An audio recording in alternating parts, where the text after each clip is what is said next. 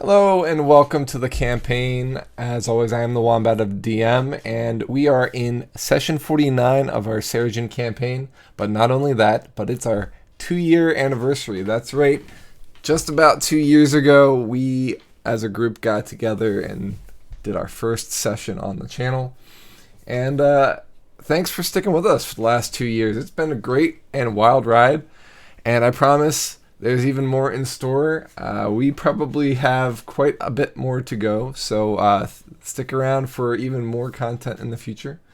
But before we can go anywhere, let them introduce themselves. I am the Banewall, and I am as hyped as I was 2 years ago about this campaign, which is very hyped, if you wanted to know. I will be playing Belzian Gilkis, the half-elf monk, who is punching and kicking his way to success. I'm Ambidus, and I'm playing Roger Mays, the Wood Elf Assassin. And I've been making the same joke for 2 years, and it's still funny. I'm Shade. I'm playing Ulrich Oakenhearth, the human paladin. And I have to say, Josh, I'm jealous that you have an audio sync. Mine only does water.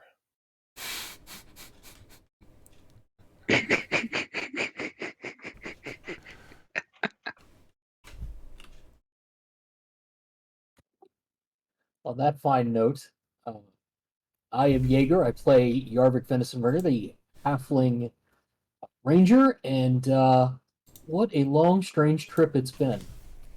Very rewarding, but long and strange. I'm Zippo, the kobold sorcerer, who's now a bronze color, by the way. Ignore the picture. Uh, I'm adorable, and I'm a murderer. But if anybody asks, I'm not. That's right. You're not adorable. All right. Yeah. Well, welcome back, everyone.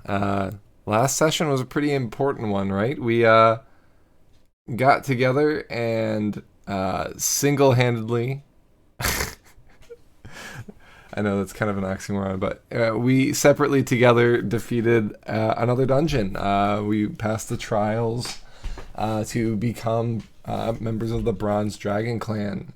And with that, we each were marked on our forearms. And by we, I mean the party was. I, of course, as the DM, never get to do anything cool. Wait, you didn't get a tattoo in real life like we No. all did? I thought we talked Yeah, we about all this. met up on this. Yeah. So That was like a paycheck and a half. yeah, so there was You 3 were trials supposed that to the buy group solved. There was the strong trial that Yarvik and Belzian, solved. They skilled path Roger did alone, and the hardy path Ulrich and Zippo bamboozled. So overall, the party was welcomed by the Bronze Dragon clan and marked. Zippo was marked more thoroughly than the rest, had his scales completely turned bronze, aside from the markings that remain on his forearms and the pattern that the others of the group got, which remain red. And then there was a feast where people was talking about, kind of discussing the different things that they did in what they liked, what they didn't like, who made bets, things of that nature. But it was a good feast, a great feast. We're currently in the middle of that feast. Kind of has run down. Some people have taken their leave or over intoxicated themselves, had a very good time. There's not as much to celebrate these days with the wall down and war approaching. So people took the opportunity to really let loose. Anybody in the party enjoying the festivities to that degree, out of curiosity? Oh yeah, for sure. Zippo's like on a table, just like talking about how he saved Ulrich in the water part of the puzzle. And just kind of very happily just jumping up and down. Also, like showing off his bronze scales now. Like for sure, every time someone comes up, the first thing he does is like move his arms to point out that he has bronze scales now and how excited he is. As he should be. As he should be. Roger is greatly embellishing all of the things that happened in his trial, since nobody else is there to claim otherwise. While Roger's telling stories to everybody's around, everyone just sees Yarvik passing by with plates of various forms of meat, and he'll just disappear. And then he comes back, and he's like, every time you see him, the meat sweats are just getting a little bit worse. But he's in just meat nirvana, and people just pass. What the hell? And then he just goes. So that is Yarvik's pursuit for the evening. A rumor passes around that the only reason Yarvik joined the clan was to eat all of their food. What's wrong with that guy? Is there music at this feast? Oh, good point. Yeah, let me add that. Because if so, Belzian is dropping it like it's hot. If anyone at the temple he came from saw it, they would be blushing.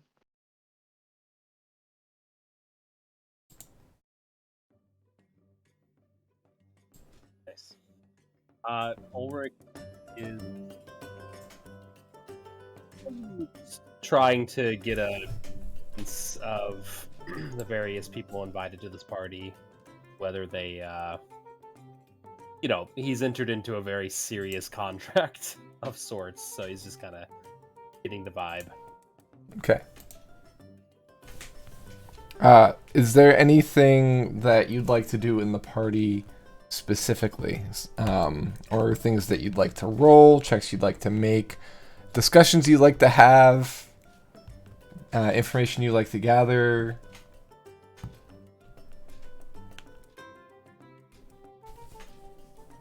Not as opposed to enamored in the showing off of the bronze scales to really do anything else. I think Ulrich might ask for other opinions of the Black Clan. Okay.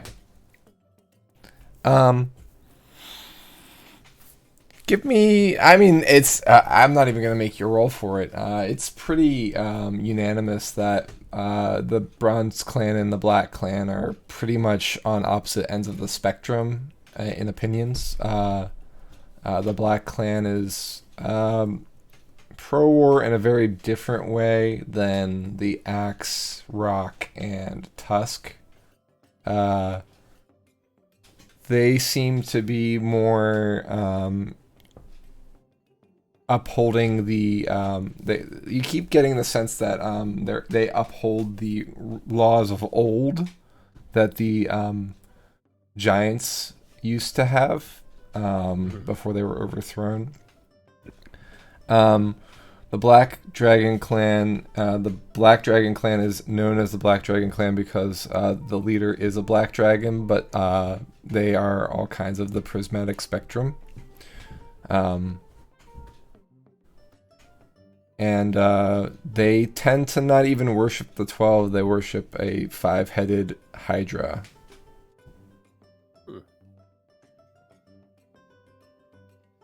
Awesome.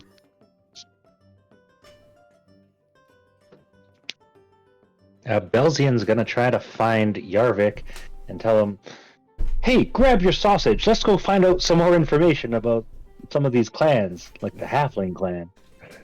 Hold on. Let me just hold on. What did you say this week? You said with it whale sausage? Yeah, just give me like 4 of those. Just give me like 4. All the sausage. All right, thank you. All right, let's go. Yarvik, you find out that there is dinosaur sausage, which is what the dragons seem to be calling the land dragons that the group's been calling them. Yes. There's pterodactyl sausage and T-Rex sausage. Ooh. I feel like I could grow a couple inches eating T-Rex sausage. But I don't know. I mean, would it make my arms like shorter? I don't know. I don't want to end up with like T-Rex. I don't know. But I'm trying. If your arms are that short, you might not be able to eat the sausage very easily. That would be a tragedy. I know. I figure a way to like eat it with your toes. So Yarvik is gonna he's gonna load up the platter with rare and exotic sausages from around the realm, and follow Belzian off to kind of do a little bit of investigating. We're Okay. schmoozing. Schmoozing.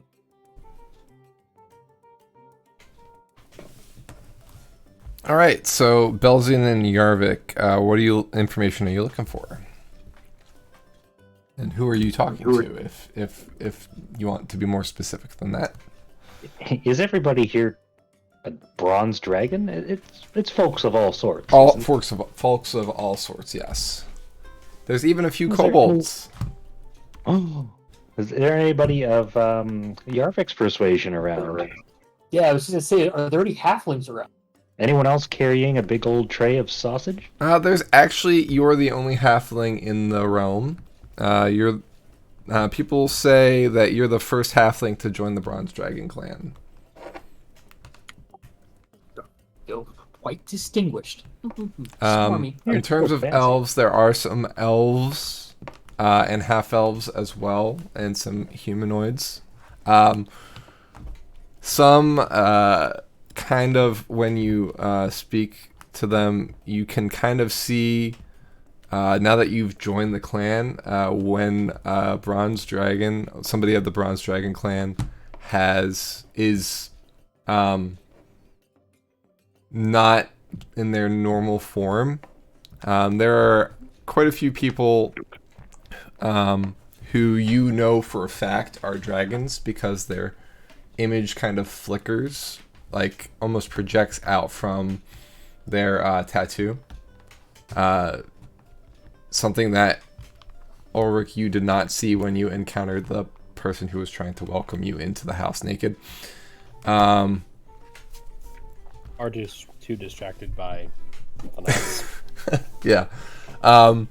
But yeah, ultimately, it seems like a lot of the dragons are actually in smaller forms so that they can imbibe and feel the intoxication. Assuming that, consuming large amounts of alcohol as a dragon is going to be, a little bit harder to do. Do we know, considering the Bronze Clan doesn't share a direct border with the Halfling Clan, is there much knowledge? I mean, they are a neighboring area. I would hope there would be maybe some trade or something at least. So the Halfling clan is on the other side of the Black clan. So there is kind of a limitation there. The only way to get there would be through the mountains.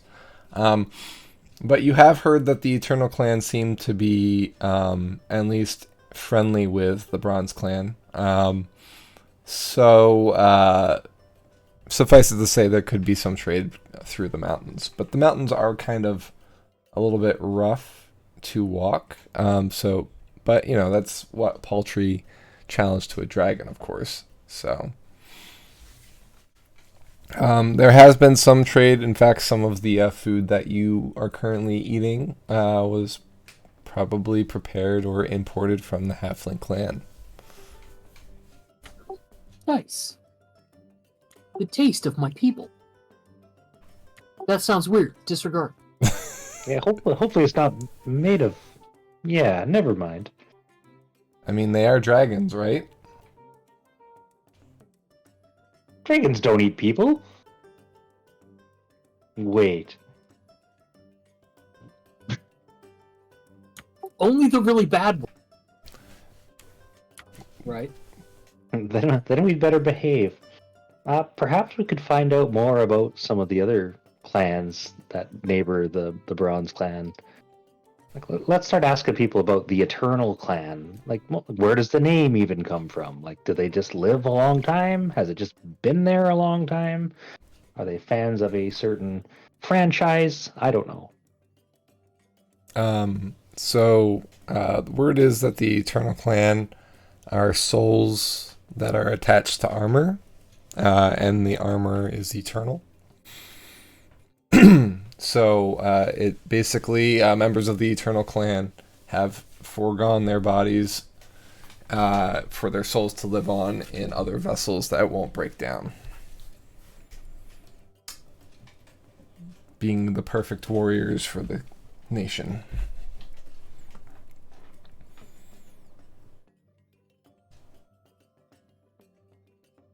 You know, I feel like, I don't know, maybe, maybe, I don't know who's going to be worse to travel through the Black Clan or the Eternal Clan. I don't know. But you know what? That's a problem for future Yarvik. Present Yarvik is going to go and eat some of this T-Rex sausage.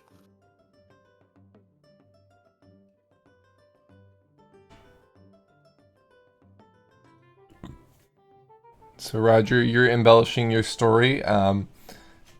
People go. People are telling you about the things that you actually did. So it seems like they had a way of watching you, but you're telling the group whatever you want to tell them. So If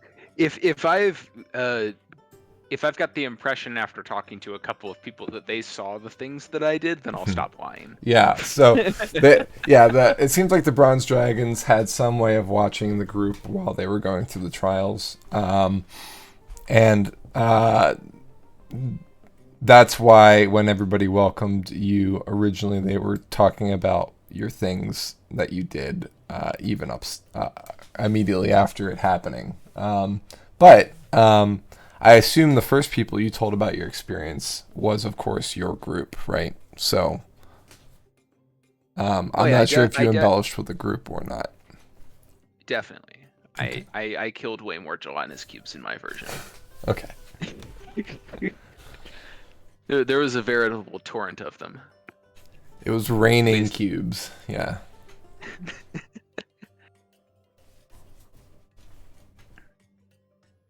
I don't think I really have anything to ask of the people at the party here. So I would maybe want to know a little bit more about the Druid clan.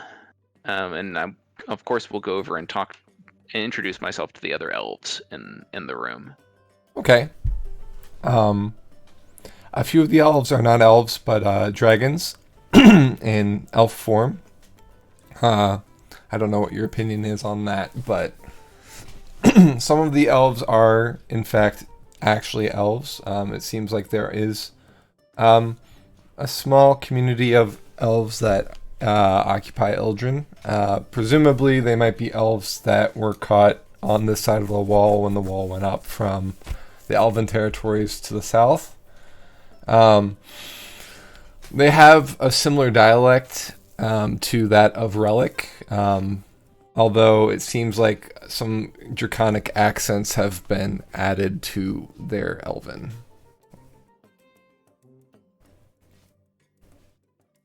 Okay.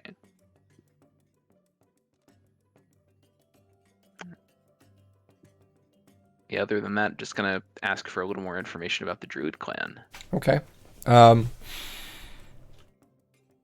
Basically, Druid is kind of a title less so than a class. Like they're not the traditional Druid in terms of what we might choose as an occupation in Seregen. It's more so has to do with their kind of, they've taken the idea of nature and turned it into a religion. They are actually all, ironically enough, they're carnivores. They don't eat plants at all because they see all plant life as sacred. They do understand the balance of life cycle, but they don't want to interrupt it with destroying plants for food. So they're carnivores. Ooh.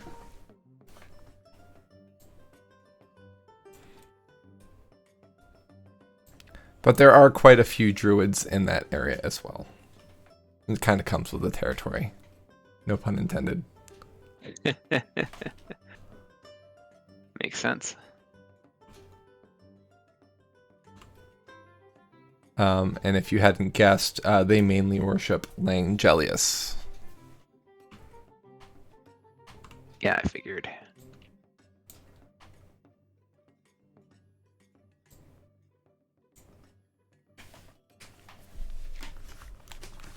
All right, so those of you who are gathering information, I'd like you. So that's Yarvik,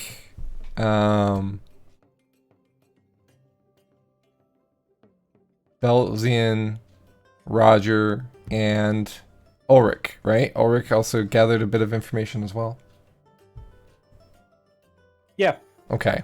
I'd like each of you to choose high or low. Low, please. Low Myself for High. Ulrich. Okay. We're going high. High for Roger. Okay. I will also go high. High for Yarvik. Ooh, just barely. And Belzian. Belzian's going high. And Belzian. All right. So all but Roger, right? Yep.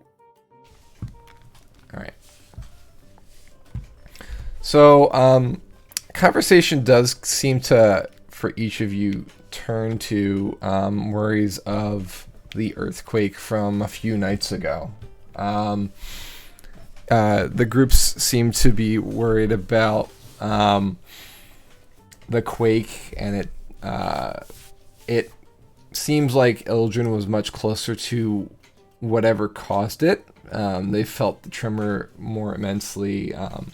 Some people complain that ancient trees in the area were ripped from their roots from the shock wave. They still can't get their pet dinosaur to calm down even days after, things like that. It seems like despite the festivities, some real life things are kind of coming out, worries that people have.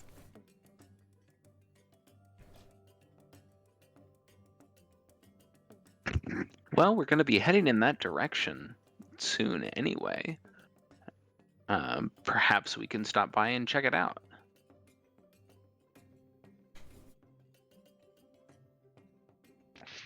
Is that I what think you that's say like- to the people, or are you saying that to the group? I think as a group we've already agreed we're doing that, like talking to Rift because he asked us to do it. Mm-hmm. Yeah. I Investigate. think it would be. Yeah, can Yeah. we investigate into like what do people think it might be? Like, is it from within? Is it from without? Do they have fear of invaders from other sides of where the wall used to be? It came from north, past the mountains in the Eternal Lands somewhere. That's kind of the general sense. People have pretty much stayed in town.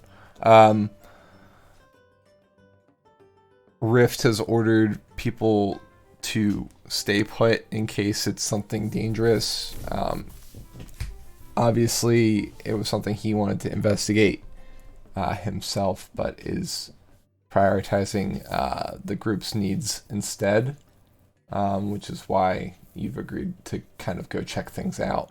But he did describe that there was a bright ball of light that direction. So it seems he must have investigated or had somebody investigate at some point. The question is, do you tell anybody about that? Well, I would ask them what they think it was. Yeah, most people just say that they don't know. Maybe some theorize that maybe the Eternals are experimenting with some dangerous magics like they do. Things of that nature. Dangerous magics, Eternals, and mysterious earthquakes. Have you ever met our friend Zippo here? All magic is pretty dangerous. Yeah, I'm not getting the best vibe from those guys. Look at this. Like while you guys are all doing this, if you ever look over at Zippo, he's just finding like the biggest group of dragons and immediately just running up and talking to them. like if they're not already around this table. Zippo, how do you feel about other kobolds that are there?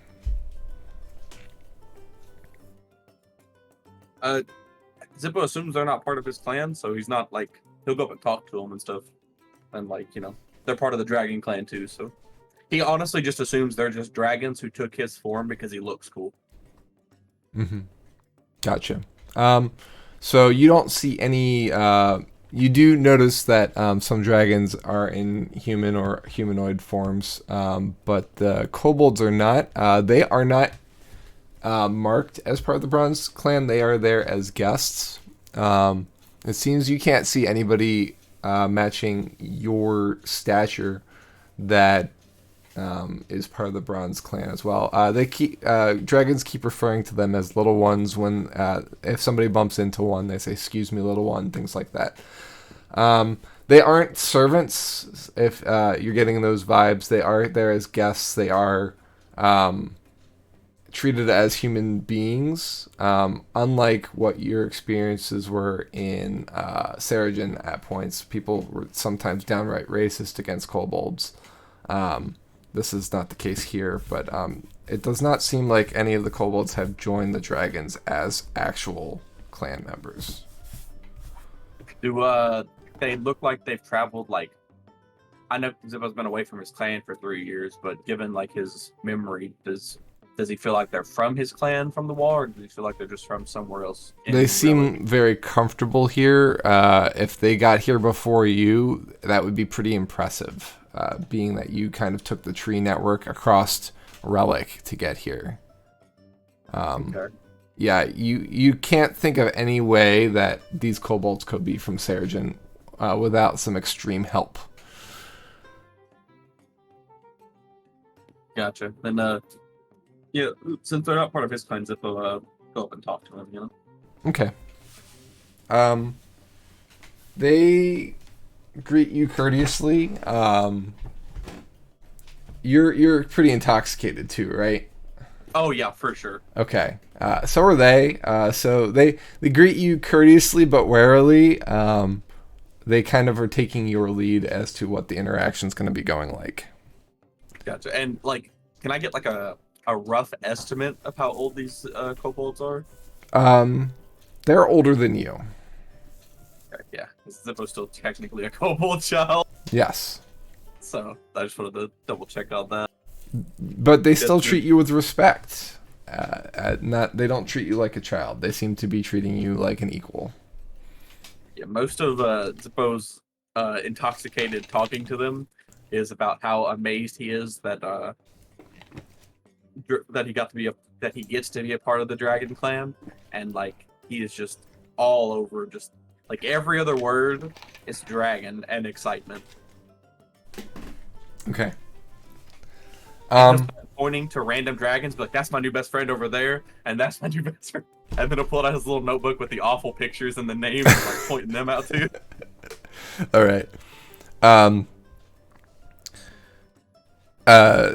Three of the kobolds joke around about how sometimes they, when they get so drunk, they get into a human cloak and try and trick people into thinking that they're a dragon or a lizard folk, and they have a good laugh at that with you. They kind of engage with you in a drinking game, because you seem like fun. Perfect. Yeah, after joking around for a little bit, Zippo will point out Brunhild and like how amazing she is, and then he'll point over to Ulrich and be like, sometimes when I can't run on Brunhild, I run on the big fella over there. He's a very comfortable, solid height. I get to see everything. Ulrich, at some point during the night, several kobolds ask if they can ride you. I think he walked away. Okay. I'll mention that again when he comes back. But some of the kobolds ask if they can ride Brunhild. He'll pull Brunhild over, and he'll be like, just for a second. Okay. And then he'll look at Brunhild and kind of guide her around. It's like they're on a fucking roller coaster. They're just like beside themselves. They've never ridden a dog before. It's the greatest thing. Oh yeah, this is great. Zippo's loving it.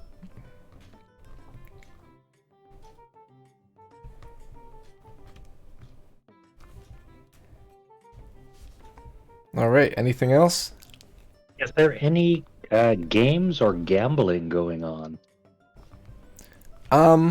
Curiously, not with any of the dragon folk.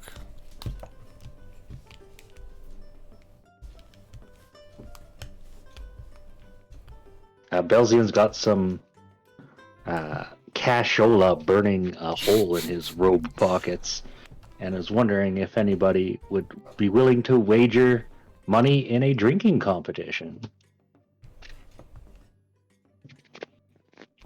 He smashes a mug over his head and is like, "I will drink you under the table," in a friendly way. So everybody that you attempt to try and wager with basically responds that there's no gambling at feasts. Like, you know that they wagered on the on your success or failure within the trials. So you know there is gambling, but it seems like nobody's willing to do any wagers during the festivities.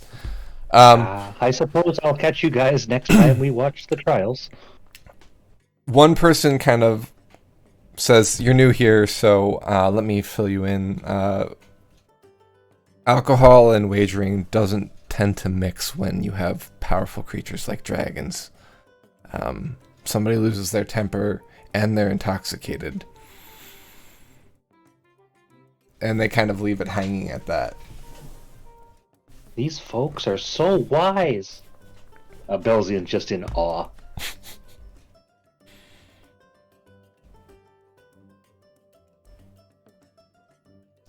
All right, anything else from the group that they want to do during the feast?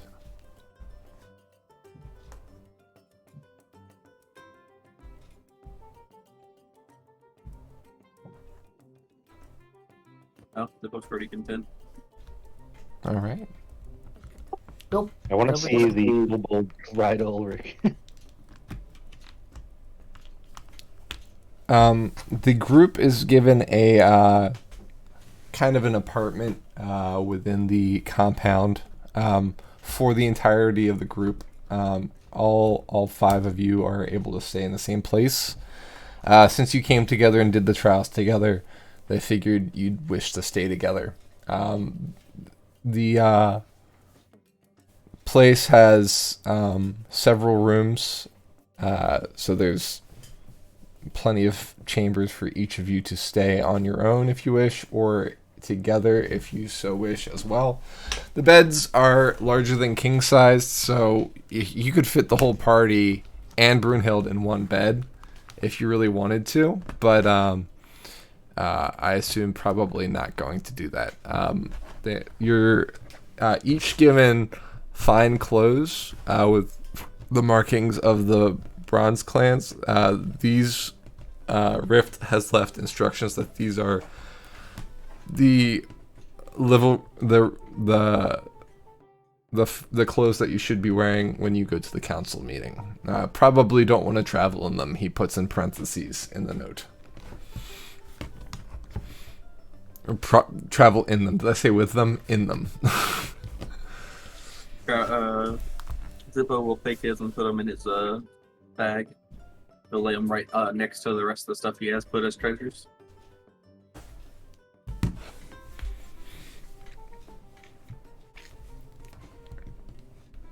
Otherwise, there seems to be food that's kind of packed for travel.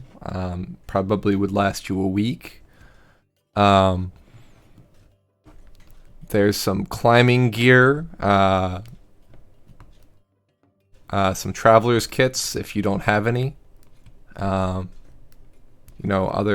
supplies like that for a journey through the mountains. And a bronze periscope. Just one of those.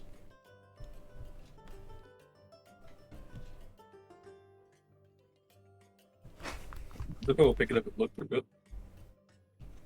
it. You can see whatever you're looking at much closer.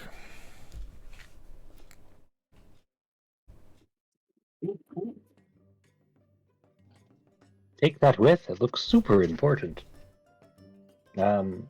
I'll restock on whatever traveling equipment I don't currently have. So anybody who doesn't have rope can have 50 feet of rope. If you want more rope, you can have 50 feet of rope. It is silk rope. Oh. Is there any silk rope. items and stuff in there? Is there any what? Things like pythons. Yes, there's pythons as well.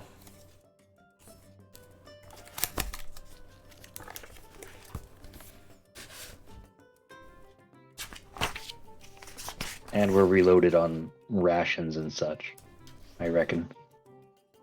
Yes. Yep.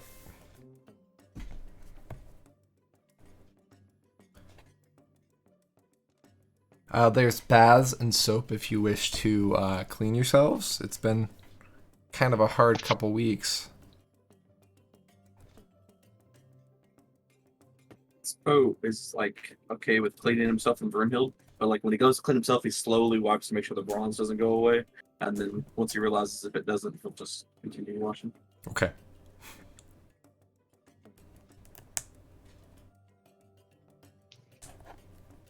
Belzian's getting fuzzy, so he shaves his head again with like a sharp rock. Okay. There is shaving equipment there. Like you could take a straight razor if you need it. Belzian uses a sharp rock just to be obstinate. Yarvik prefers the musk of the road. I was wondering what that smell was. You put the mess in mess kit. He scrapes off the bits, the everything that's like, the mud and the twigs and the, blood. Probably a lot of blood. Probably need to rinse that off. There's a pickaxe with Roger's name inscribed in it, laying with the stuff. Oh boy. Like what I always literally, wanted. it's inscribed.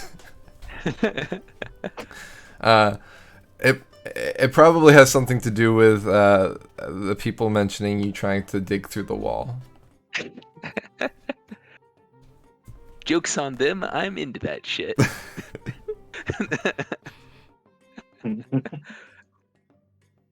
Yeah, so there's 5 climbers kits if anybody needs the climbers kit, is what I meant to say. And a pickaxe for me. Mm-hmm. And 50 feet of silk rope.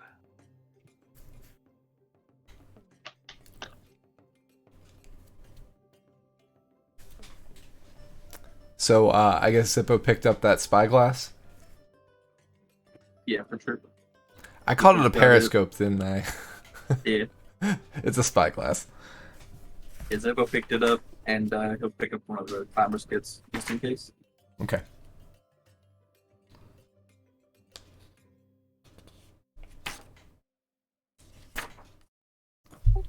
Yarvik has chosen to avail himself of 50 feet of silk rope because he's never seen silk rope before and he thinks that's really interesting. Sounds good.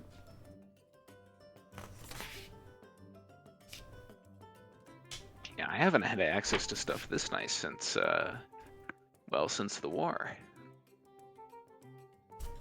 The only Welcome thing back, we have before Ulrich. you were gone is we got some climber's kits, some silk rope, spyglass, and you gave some kobolds a ride on your shoulder. Well, some kobolds Wisdom. approached you during the festivities and asked if they could have a ride on you. They said that Zippo said it was okay.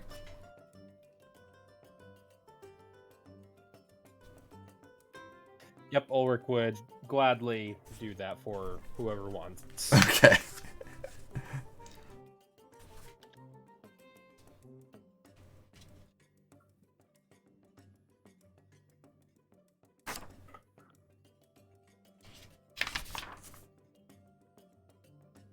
So just for a heads up for anybody who picked up a climber's kit, it includes special pythons, boot tips, gloves, and a harness. You can use the climber's kit as an action to anchor yourself. When you do, you can't fall more than 25 feet from the point where you anchored yourself, and you can't climb more than 25 feet away from that point without undoing that anchor. Okay. I will have grabbed one of those. Perfect. Yeah, I think I'm going to take one of those. Sounds like a pretty good idea.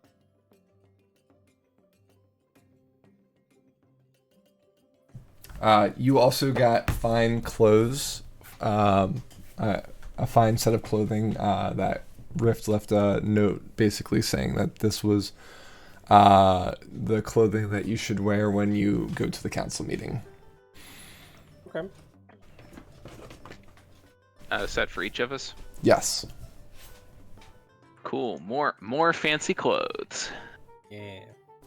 Maynard, is he trying to say that what we're wearing now isn't fancy enough? I Don't mean, you're foolish. aside from my armor, I only own fancy clothes. Well, now You I are have pretty 2 fancy. sets of fine clothes.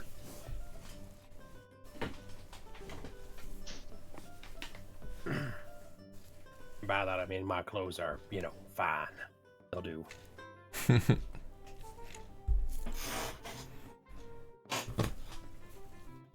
All right. I've got clothing fit for an emperor's birthday.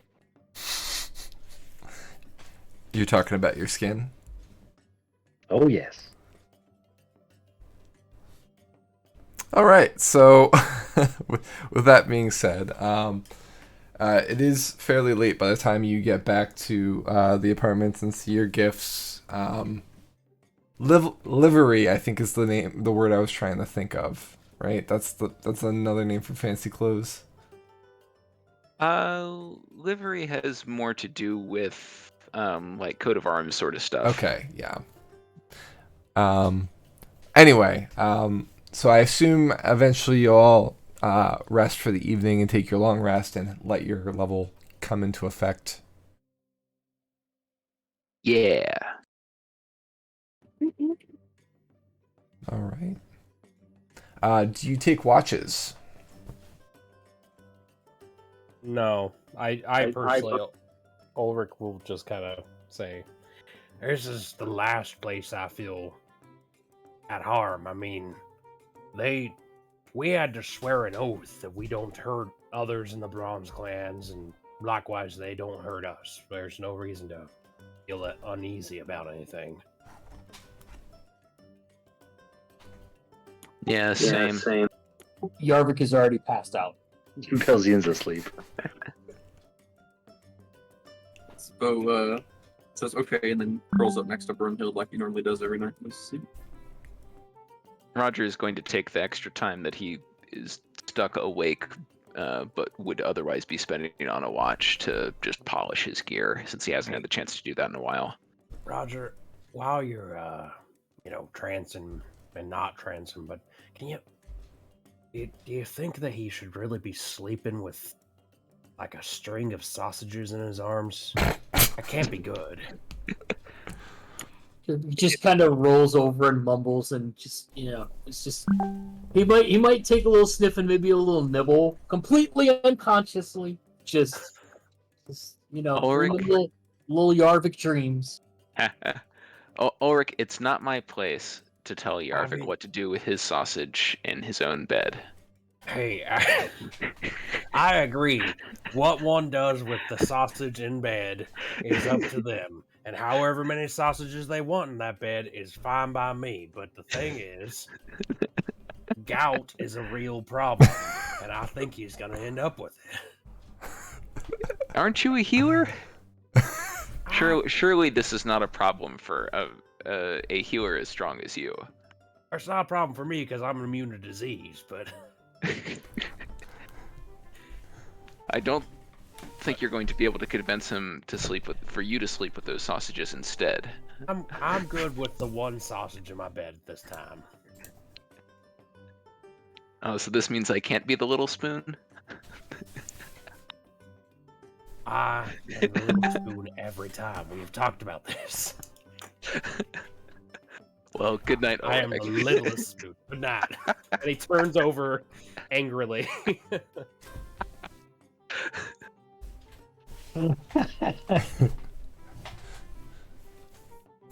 All right. It's probably the best night of sleep you've had in the last few months with all that's going on. For a moment, all your stresses kind of wash away as you settle into these comfy ass beds that are built for creatures much larger than you. You kind of feel like you're sleeping on a cloud, or maybe you've chosen one of the harder beds that makes you feel like you're sleeping on something a little bit firmer than a cloud. But either way, you have some of the most comfortable trance or sleep that you've had in a while, and you're able to, for the moment, relax.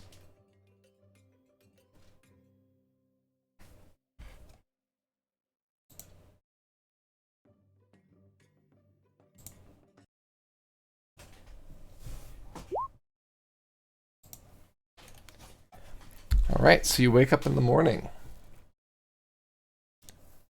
and you're still in the room.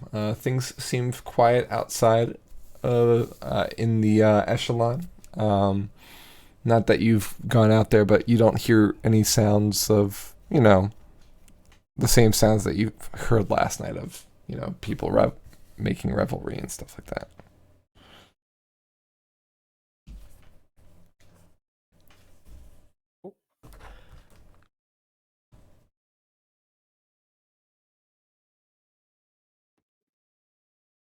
So we all get up. Zippo will head on Burnhill for a little bit, and then walk out the door to back to where. Because I think, if I remember correctly, don't we have to meet Rift so we can get mounts to fly over the mountains or do something over the mountains? That was like part of the deal. I think he's arranged mounts for you. I think he communicated that last session. He said that after the festivities, he would be leaving that night to head north. Ah, gotcha. So Yeah, I remember when you ask for Rift, they kind of remind you of that.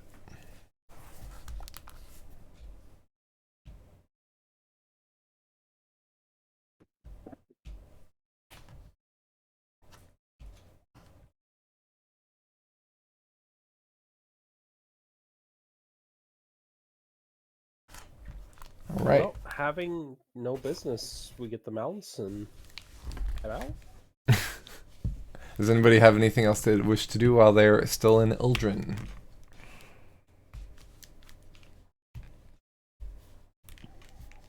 If there's any temples to the 12 or any clock tower type things, I will leave a couple gold pieces.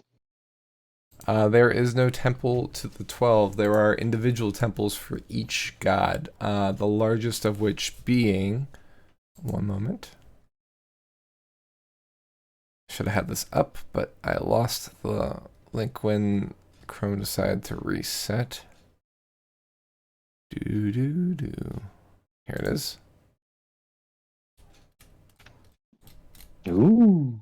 The largest of which being Amatune, god of life.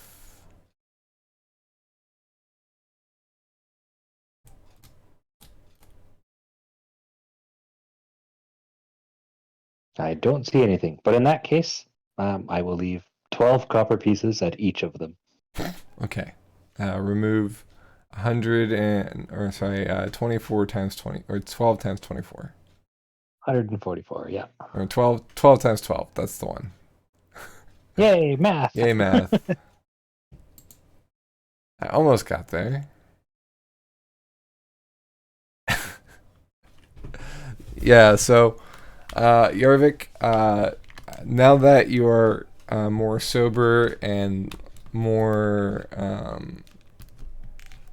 aware of the amount of sausage and whatnot, you're really not sure what meats you ate last night because you ate a random assortment of them. and knowing that these are dragons and there were implications of them eating all kinds of different meat. You know, many of the meats that you tried were, of course, dinosaur meat. But there might be some meat that's from some other types of creatures that you've probably encountered in the past. Who knows? Yes, Yarvik is he's just going to accept that it's going to be one of life's mysteries. That it was a grand night. You know, it vaguely passes into the fog of memory, and very glad to have lived the experience.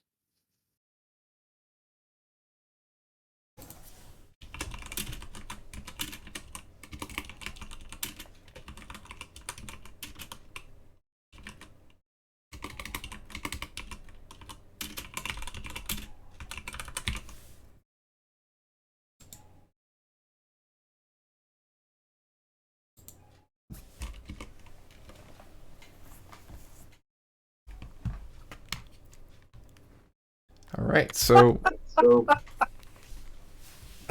is there anything else anybody is doing? Just seeking out the place where the mounts are and heading out? Yeah, while we're on our way looking for the mount, Siva's gonna be sitting there thinking about, like, this Brunhild's gonna ride on a mount with me. So this is actually something I've been thinking about for a while, Zippo, and since you're able to kind of do you can, you have an ability that allows you to fly 10 feet up, right? Yeah, if I cast a level spell, I can move 10 feet. Oh, that's a leveled spell? Okay. Yeah. All right. Yeah, if I cast a leveled spell, I think. Wait, double check. That could be wrong. I'm thinking one way we can solve the Brunhild thing is, and this only counts for Brunhild, not for like our party members. I think you probably could get away with using the bag of barding as a means of basically like a Pokeball for Brunhild, where you can put her there for safekeeping and she can kind of be at rest in the study while you do the things that you need to do, and then when you want to have her out, you can kind of bring her out. I assume that Ulrich would be amenable to helping getting her out again or bringing her down, but we can. She can always jump down in there. Fine. It would be getting out. That's the thing. Like, obviously, she's not a Pokemon in terms of battling. You don't usually use her for fighting, so I think that that's probably a good solution. Does that sound good to you? Yeah, that's perfect. Cool. And I can use it. It's a bonus action as long as I cast the spell at first level or higher. Okay. Yeah, so like if you wanted to get her out of there in a hurry, you could jump down there and kind of blast out with her or something of this sort. Not to get target.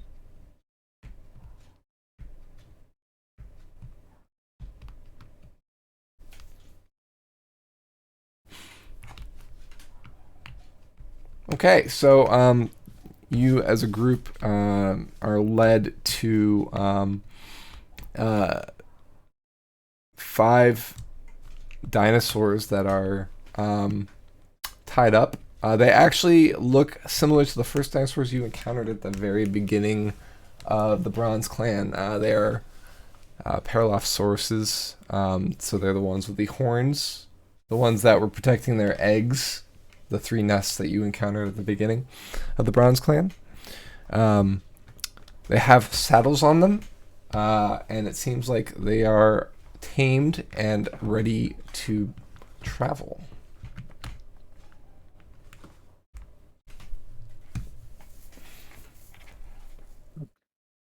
I was thinking flying mount, but that works too. So we'll have Bruno go into the bag, and they already have it ready. He'll try to get onto one. Personally, I feel better about hiding from dragons on the ground, where I can at least attempt to hide. MC's like one of the like hiding from dragons. Yarvik is Go ahead. Just so Yarvik is slightly disappointed. He really wanted to ride a dragon, so he kind of shuffles and kicks a rock, but he still gets to ride a dinosaur, so it's like kind of cool. Oh no, I wore dragon riding gear, not dino riding gear.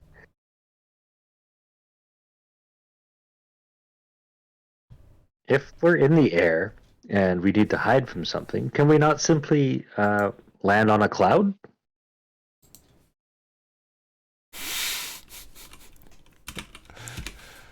Oh boy. I mean, I'm not. Are clouds dense enough for us to stand on? I'm certainly dense enough. All right. So, anything we should know about the mounts? Any speed we should be aware of? Any temperaments? They're vegetarians, so they'll eat foliage and grass and things like that. Mainly plants. They don't eat meat, so don't need to worry about that. I'm trying to get some stats for you for that, so that I can give you that stat block. Just give me a second. I should have had that ready. No worries, man.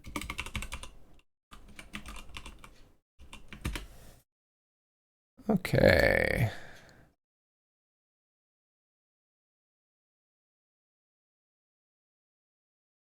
All right, so they're large beasts. Zippo, you have a younger one, so it's a medium.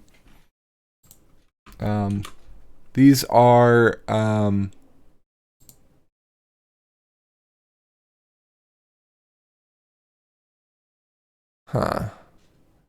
this is yeah, this will have to do for now.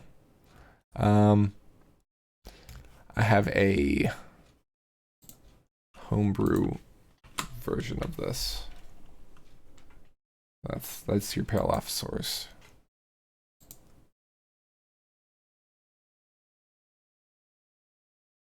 The saddle is kind of situated at the arch, kind of halfway up the spine.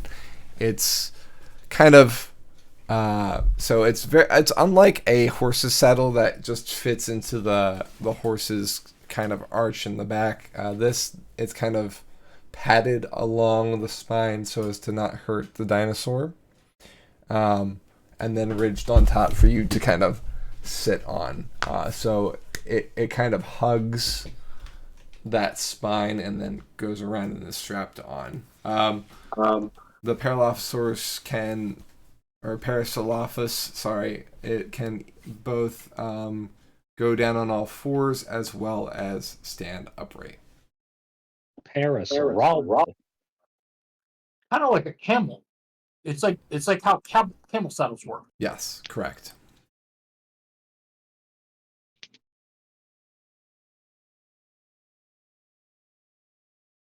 So your legs will be more around the saddle than it will be around the dinosaur itself.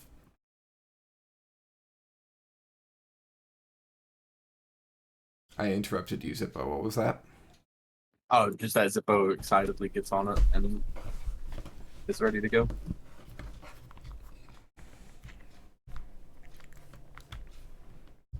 Okay.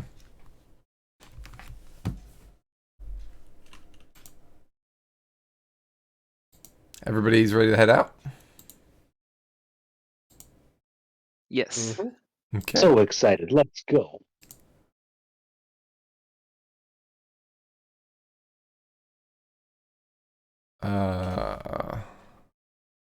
Did I? Yes, I did.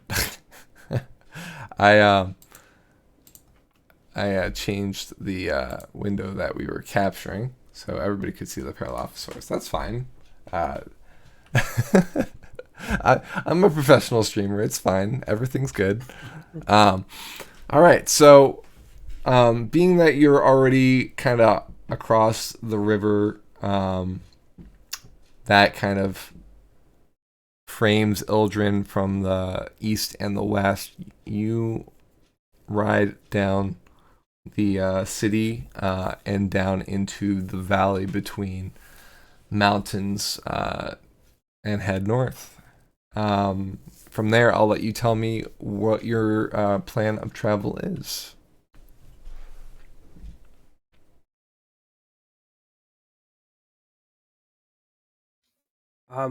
I mean, what appears to be the most expeditious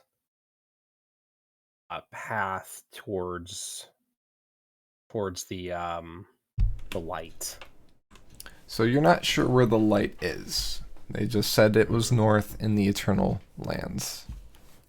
Okay, so it's not something that we can see. Not from here. Okay. We sort of observed it when we were first arriving here. Yeah, that's what I was thinking. Like, are we able to make a history check to kind of remember sort of our bearing? Did you? I don't think you did. Okay, maybe There's some not. kind of Maybe it's just ominous quake. thing, and all the wildlife was very unhappy. Oh, when you're we were talking in about much earlier down here. When Yeah. So yeah, you encountered that original earthquake and the shockwave. And you're not even sure if that and the light are connected. But you saw a flash of light come across the plane,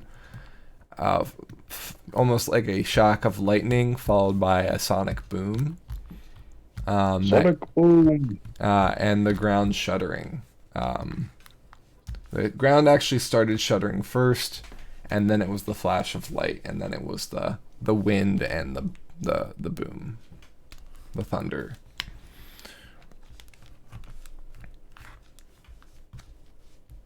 But it does seem like Ildren also experienced that same thing, potentially stronger than the 7 days travel south. Okay, so we really only know the general vicinity it may have originated from. Yeah. Somewhere north.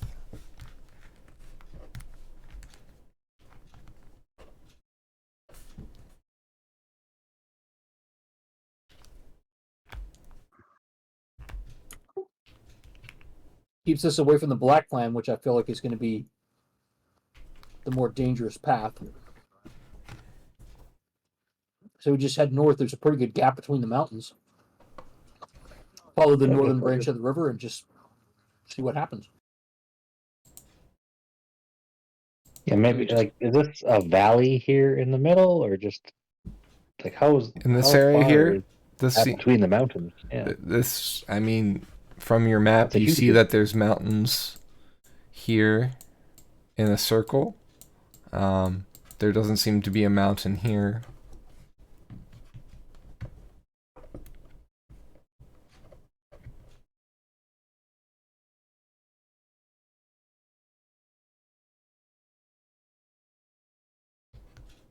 Remember, your map is a globe made out of shining light, so it doesn't have the colored details.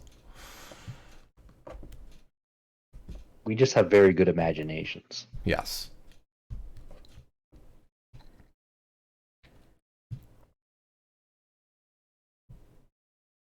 I don't know if you can see my pointer. Mhm. I vote we go to this green area in between the mountains, perhaps for some respite from climbing through the mountains. I don't know if our dinosaurs will climb the mountains like a Skyrim horse or not. That's a good question. Yeah. Yarvik, with his newly found, remembrance of his extensive knowledge of the mountains, he feels 10% stronger, by the way.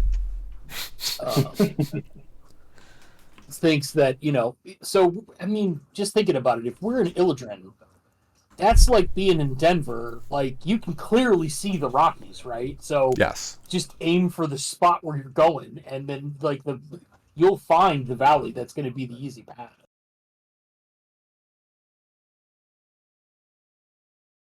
The mountains do seem to be highest to the north and to the direct west of you. To the northeast, the mountains seem to be slower, but you see them rising up behind them as they kind of meet that spine. You can barely make out the spine. That's, days away, but you see the mountains looming behind this kind of lower pass here.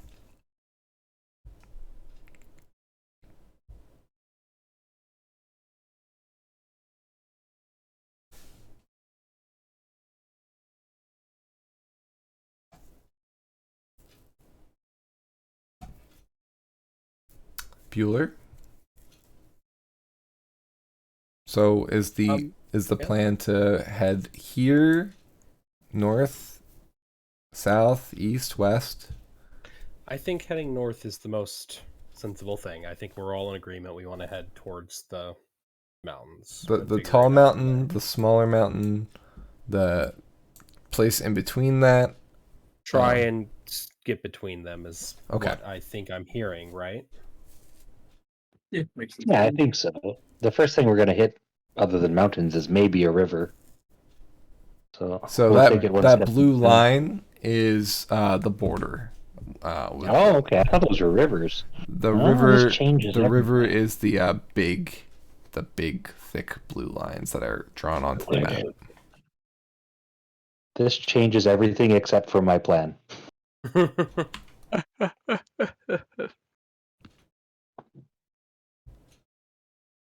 Yeah, some of the blue lines do follow the river up north. Okay, I don't think I've zoomed in this far before.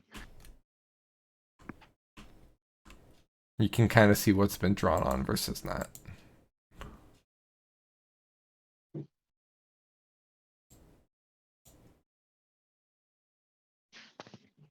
As usual, your maps are impeccable. I like them. I would hope no birds are, getting at this map. All right, so the group heads out of Ildren and heads kind of at a northwest target. You make quick travel out of the city and down into the countryside.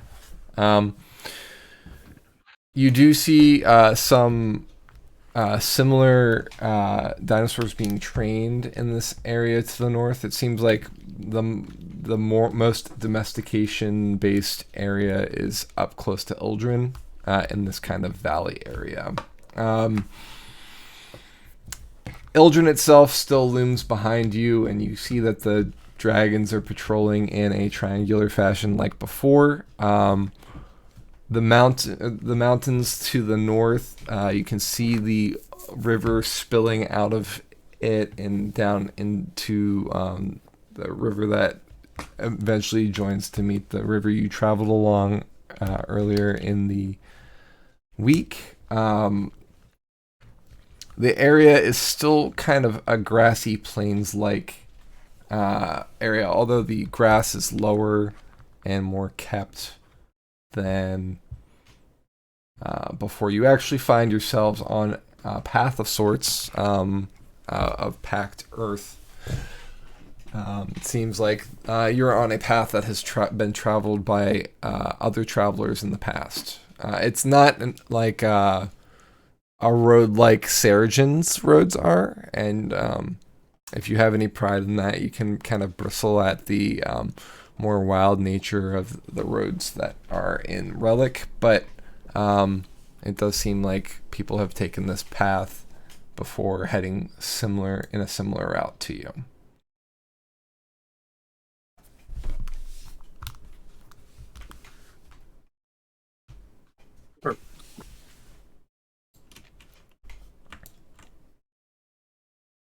That GIF is hilarious, by the way, Jaeger. Very nice. I thought it was appropriate. All right. So, being that you are members of the Bronze Clan and you're in kind of familiar lands, your day of travel goes fairly easily, and you make it to the area around the pass, just at the border with the Bronze Clan and the Eternals, about halfway between noon and midnight. So I would say somewhere around 7 or so. 8 maybe? Or 6? Sorry, 6. It would be 6. Again, math.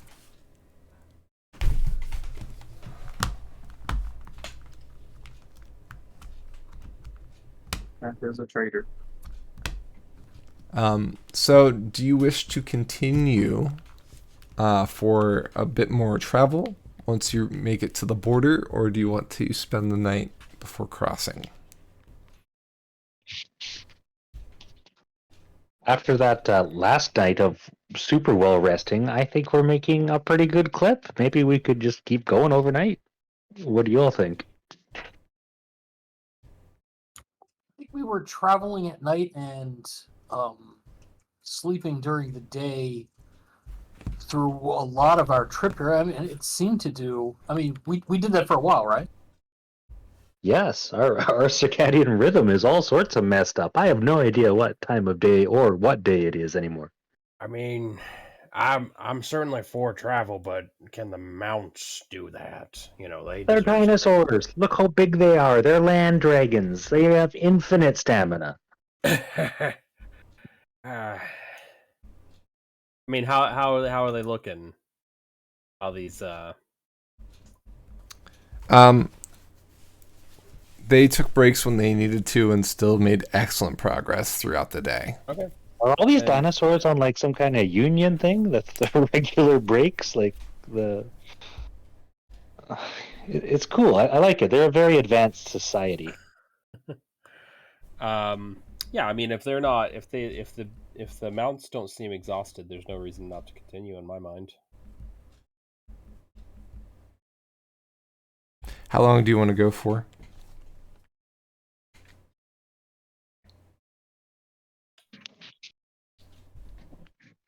Give it 2 hours, see how it looks then. That seems fair. Okay. Are you still heading northeast or going due north? I saw kind of a marking with the ruler of kind of turning at this location, right? Going I more. feel like we should try and go that way, personally. Does that make sense? Yeah, I like that path.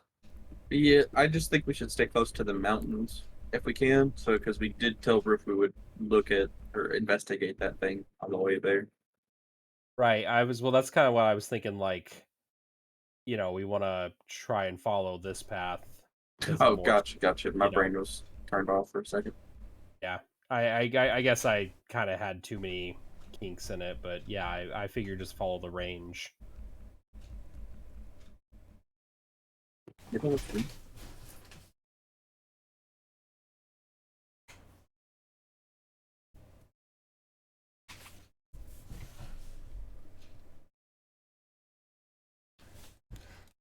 Staying out of the mountains and kind of sticking along the plains. I mean, if they can go, we need to be on the lookout for that. But can these beasts go up mountains? Will we be? You know, I don't want to get them stranded up there. That's fair. Yeah, you do have climbers kits, but you don't want to be caught at a cliff and have no way to go with them and go back on foot, right? I see. Right. They do have long strides, so like because they are large creatures, so they'll probably be able to climb things a bit easier than most mounts will. They definitely are going to be more maneuverable than horses, especially since they have arms, right? Mhm. So they might even be able to scramble up. You'll just kind of have to test it out, I suppose. Yeah. I mean, alternative path. I don't know if people would be interested about this, but maybe we can do something that cuts through here and then cuts up through the Halfling clan. Yeah, My impression would I mean, one, Yuri's very interested in seeing halflings on this side of the wall. Also, I feel like it might be. I don't know. I think we might have a safer road with the halflings than with the Eternal Clan. That's kind of what I was thinking about just now. Yeah. Rift did ask us to investigate that whatever glowing thing that caused the earthquake in the Eternal Clan lands, though.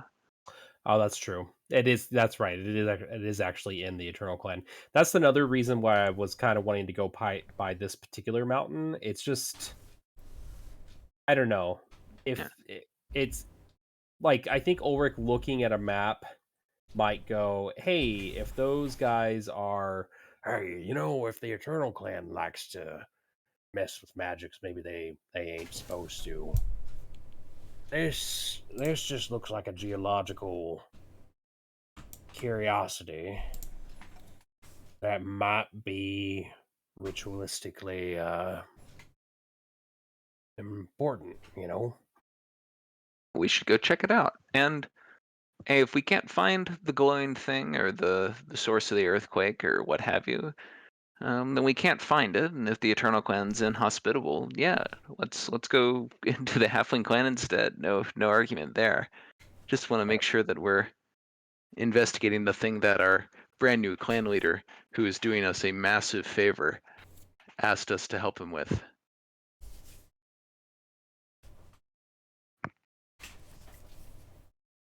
All right, so you travel across the border, which is marked, by the way. There are stakes with very similar to the stakes that you saw in the Axe Clan and the Changeling Clan lands. These ones are marked with, it seems like a draconic skull, a large one on one stake. The stakes are much larger than that of the Axe Clan, of course. And then on the Eternal Clan side, there seems to be metal helmets, full metal helmets, not like a hat, but like full, encasing the entire face.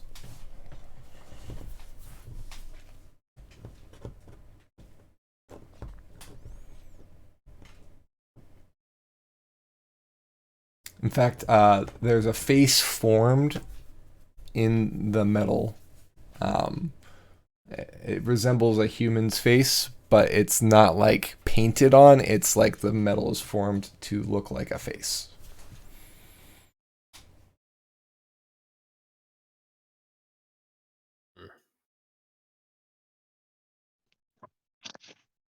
I'm sorry, I missed part of that. What did you say? There's a face on the rock face. No, so the Eternal Clan is marked with a stake with a on top of it the head of a suit of armor, but the suit of armor's face, the helmet, is an actual like face formed out of metal. I'll greet the mask politely as we pass, just in case. Okay, sounds good. Yeah. You travel north for a couple more hours until it gets fully dark. And I assume at that point you take a rest for the night. Yes. Yeah. Yeah, I think that makes sense. All right. So we'll take watch and take break at this point since it is 9:06. So we'll be back in 10 minutes. Go ahead and figure out who's doing what watch. When we get back, we'll go through that. Okay? We'll see y'all in 10 minutes. Don't go too far away. We'll be right back. All right, and welcome back from the break. Yes, we are still streaming, Beck. Welcome. So we are back from our break. The party has taken rest for the night. So the first question I have to ask is, what kind of rest are you taking? One with fire, one without?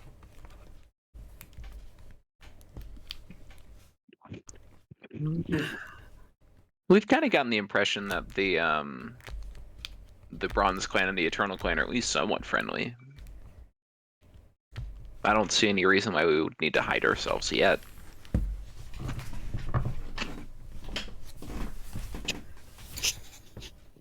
Yeah. Yeah, it wasn't like they weren't listed as like a open enemy, right? No, they said that they were Yeah. friendly with them. Yeah. So there's, I agree. There's to have a fire. Sure. Okay. All right, Ulrich and Roger, as you sit around the fire, you're taking watch. Go ahead and roll for watch, please. I got a 12. I literally cannot roll that low. Loves to rub it in. It's the one thing I have going for me. Certainly not my actual dice rolls. Okay.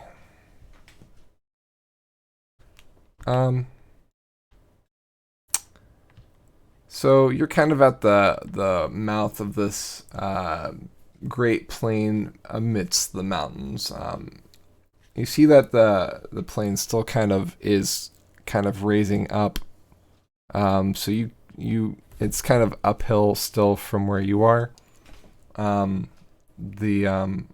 Basically this grassy area in the middle of these mountains is at a higher elevation than where you currently are. Over to the north, you see that there's a lot more light pollution. The stars are harder to see. The moons are still in those thumbnail crescents. So there's not much light coming from the moons, and yet there's still more light pollution to the north than any of the other areas of the sky. It seems like that glow that Rift was talking about might be that way. Might be going the right direction. Roger, you see that. Other than that, you don't see much in the way of dangers. You still hear the calls every so often of some sort of large creature flying through the air. Presumably one of the beaked creatures that you saw on your travels north earlier today, also known as pterodactyls for those of us who know our dinosaurs. But of course your characters don't know that. Don't know why the cursor moved, so I just moved it back. Yeah. Fairly quiet night so far. I will point out the glowing stuff in the distance. If to Ulrich as best as I can. Yeah, kind of think of it as in like you don't see the light itself, but you see the light pollution from it. So like if you have ever lived close to a city, like you live close to Washington D.C., right? I can. There are a single-digit number of stars visible Right now. Exactly. Yeah. So you know what I'm talking about. Just like to the south, it's pretty clear still, but to the north, it's like half the sky is kind of almost clouded and not opaque. See, Ulrich, look at the horizon up there to the north. You can barely see any stars, and there's this like bluish glow. Yeah. That's probably where that glowing thing Rift was talking about landed. Yeah, makes sense. And that is, I mean, you think that's about how far away you think that is?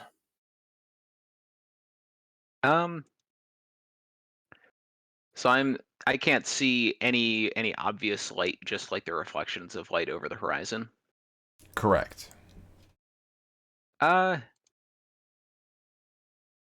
it's at least half a day's drive walk away, but probably more than that, honestly. Well, we'll see. Hopefully, hopefully it's not a light that moves. Yes, if it travels as fast as the sun, we'll never catch up to it.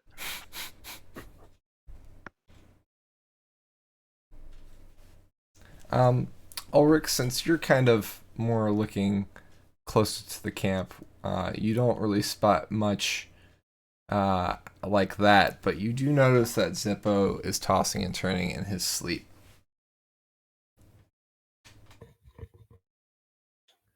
Think he's dreaming of chasing rabbits or something like that.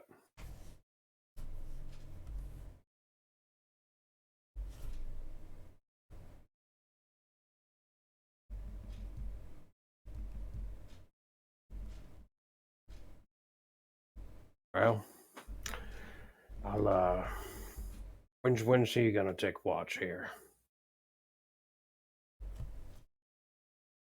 He's a third watch. Yeah. I mean, Roger, you'll be probably be out of your meditation by that. Maybe keep an eye on him. Just ask him if he's okay. I don't know why he'd be having bad dreams or anything. I'll ask him. Yeah.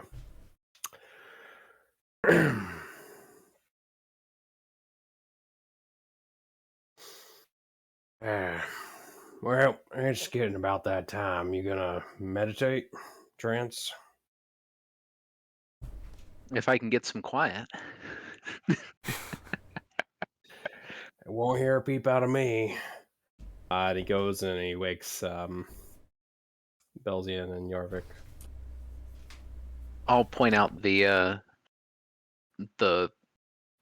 sort of haze of light on the horizon to the north out to Belzian and Yarvik before I go into my trance. Okay.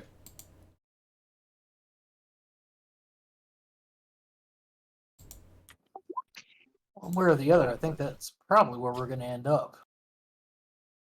You think so? I was told we couldn't go blindly into the lights. We're not supposed to walk into the light. Well, we won't go blindly. We'll scope it out first. But if that's I feel like that might be what we've been tasked with checking out. It also sounds like they're really messing with stuff that maybe they shouldn't. I don't know. Well, remember when we were in that goblin mine and there was like the thing that made the darkness? Maybe they got like a reverse one of those over there that's really big and just makes light. Maybe we can take it from them. Ooh, what would we do with all that light? I have no idea. Find a really big magnifying glass. Oh, and a really big anthill. Barbecue brontosaurus right on the. Well, they don't have hooves, but whatever brontosauruses walk on. Their foots? Bronto foot. Bronto foot. Probably have a toe burger. Probably remove the nail first. You know what, Yarvik? I think this really is like the epitome of the adventuring life. We find new exotic creatures to marvel at, and then kill them and eat them. This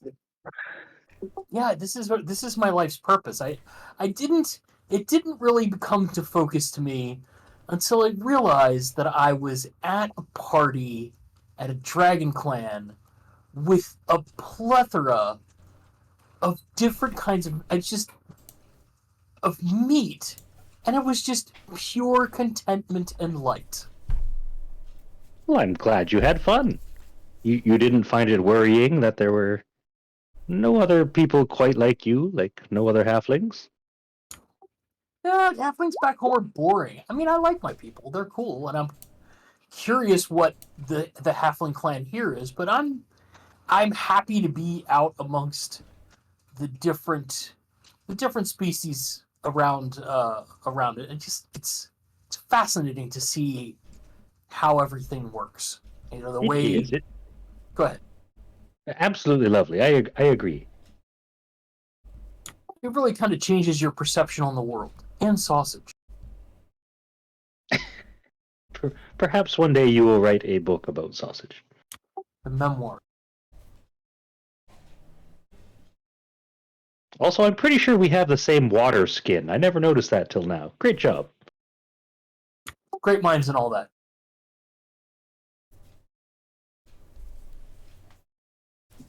Belzian ponders what the light could be. All right.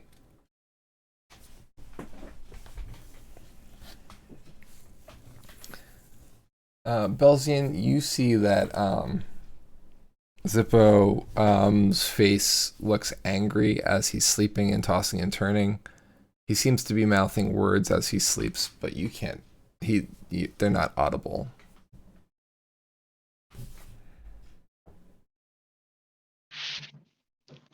Maybe he's practicing magic in his dreams.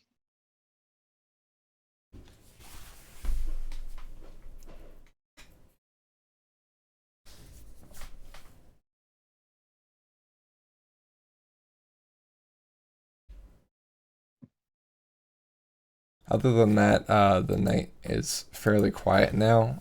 Even the creatures that were hunting during first shift seem to have gone to bed. You hear bugs chirping and things of that sort, but otherwise it's fairly quiet. The breeze is cooler. The higher elevation seems to have cooled the air substantially. It's not as humid as the lower areas.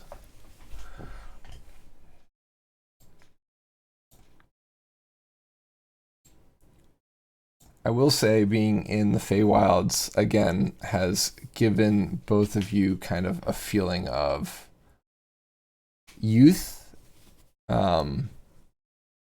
You found it's much easier to kind of say how you feel. Do what you want. Do what you want. Nice. I feel less guarded. Hooray! Who needs therapy? We'll just keep traveling. Good for the heart, good for the body, good for the soul. Good for local businesses. All right. So that's your shift. Indeed. We would pass on any of the information, most notably the goings-ons, lights-wise, to third shift. Okay. You go to wake up Zippo, and he does not wake up. Poor little guy probably partied a bit too hard last night. Can we try to communicate to him through the rings? Sure. Zippo! Oi! Zippo! Zippo, in your dream, you hear the sound of Belzian very far off. You hear an echoing voice on the gusts of wind that are kind of starting to swirl around you in this dream that you're having. You can just hear Belzian say your name. Zippo! Po! Po! Po! Yeah, but much farther off. Zappa! Yeah. Zippo's gonna walk in the direction that he can hear, or like, I guess it's not really a direction he can hear it.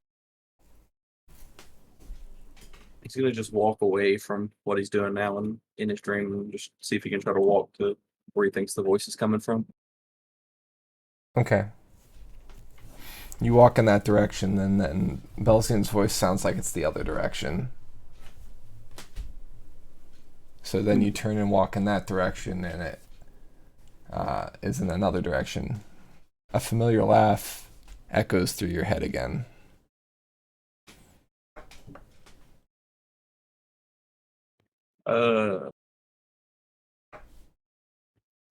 Zippo in his dream is going to try to I guess just another thing I think would be like he's just gonna like thunderclap to see if he can like get like a sense of where the echo's coming from in his dream. Okay, so you're trying to cast a spell? Yeah. You find you have no spells that come to mind.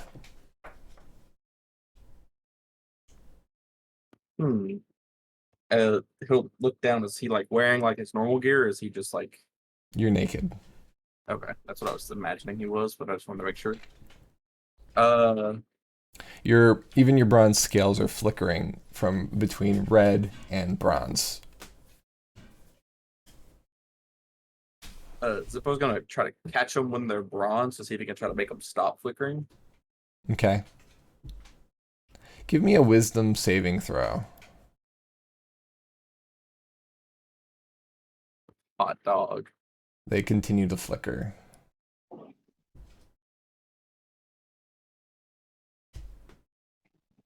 Okay. Zippo's gonna try to bite himself. Okay.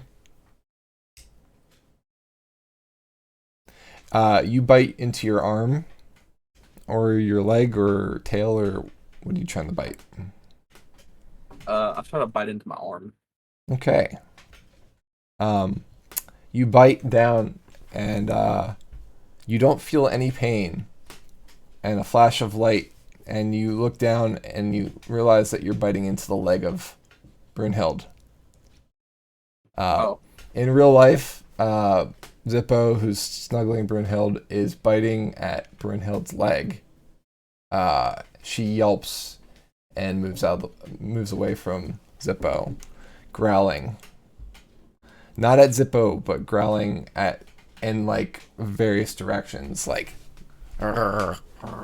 she's trying to protect Zippo, but doesn't know where the danger is. Is Zippo still asleep at this point, or is he up now? You're still asleep. Okay. So, Jaeger, Belzian, you see all that happening. Well, this is certainly concerning. We should definitely go wake him up. Can I pick up Zippo and shake him like you shouldn't shake a baby? Yeah, you can.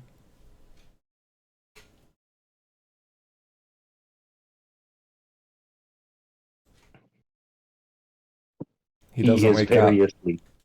He is quite asleep. I place him gently back on his bedroll. Roger, when does your trance end? I spent 4 hours meditating. Okay. So on about the dot. halfway through, or like a little halfway through Zippo's shift, right? Because we kind of have a 3-hour cycle for each, since we have 3 shifts. Okay. Yeah, sounds good. In his dream, Zippo's gonna just sit down and just try to see if he can just focus on like the Bronze Clan and the magic he has now, and just try to keep pounding into his own head that it's better. It's guaranteed better. Okay.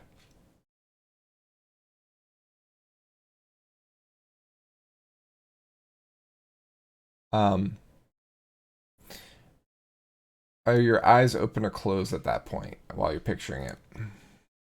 While I'm picturing it, Yeah. Even in his dreams, Zippo would try to close his eyes. Okay. All right.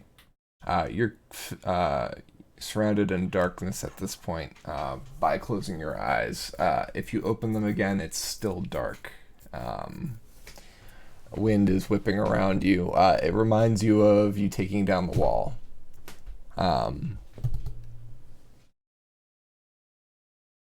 Jordan is in the gust, screaming and trying to reach out to you. It flashes an image when you open your eyes, and you shut them again, trying to think of those good things.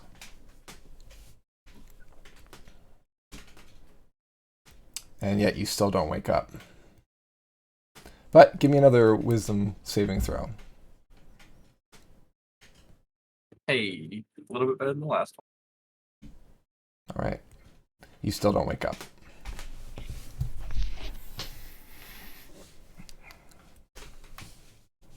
Belzian, Jaeger, Zippo is now curled up into a ball. Very tight. Clenched. Brunhild eyes both of you warily and basically gives you the look of don't get near him. She's in protective mode.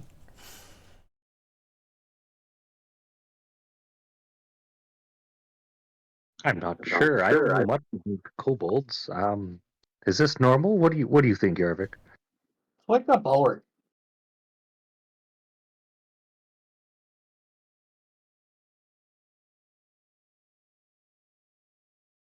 Did you say you wake up Ulrich, or did you tell him to wake up?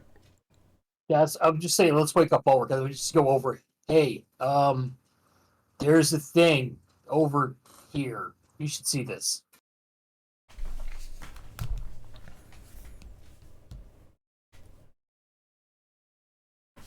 Ulrich, do you wake up?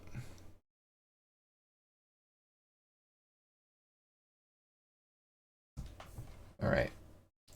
I seen his mic unmute, but Yeah. Hey, Shade, you still there? He might have had to step away for a second. Okay. Mic issue. Got it. All right. So, seems like Ulrich is having trouble waking up too. Oh man, oh no. Everybody's sleeping except for us. I'm not sure what Roger does, but I think that could be considered sleep. Yeah, I got nothing. Maybe if we shout through the rings at the same time. Some kind of like rallying chant. Okay, that's a good idea.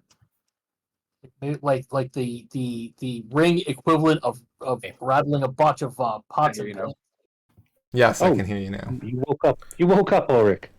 Yes, Wake that's up. all right. Wake up. We can wake up Zippo so you can go back to sleep. All right. Sorry. Yeah, I mean, Ulrich, maybe you're discussing the talking through the rings, and Ulrich thinks that's a good idea.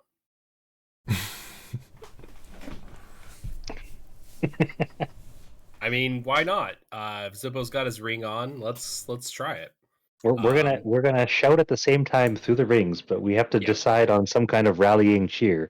I was thinking something along the lines of "Go Zippo, go Zippo, go Zippo, go," and maybe spelling out his name a few times. Sure. Yeah, that works. Let's try it. So, Okay, we Ulrich, try. holds up his hands, 1, 2, 3, and then we all go Zippo, Go go Zippo, Zippo, go Zippo, go Zippo, go. loudly through the rings, just Go directed at Zippo. Zippo! All right, Zippo, you definitely hear this. You hear your friends minus Roger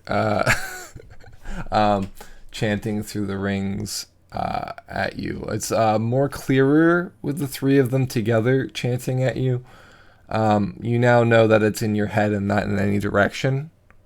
It seems like your friends are aware that you are in a dream. But you in character think that this is real life. Yeah, in character, it's kind of like hearing them and thinking about it, and I know he can't see anything. He doesn't know any spells at the moment. So Zippo's just like thinking about it, and he's just like, I am Zippo bronze scale for a reason. My scales are bronze. This is who I am. Give me another wisdom check with advantage. 17. As you say that, you kind of are trying to unclench yourself and unfeel trapped, and you kind of break free from the darkness. The light kind of cracks through it, and you see for a brief moment her again. She's a red dragon, and then she's a being with horns, red skin, and then she's gone, and you wake up.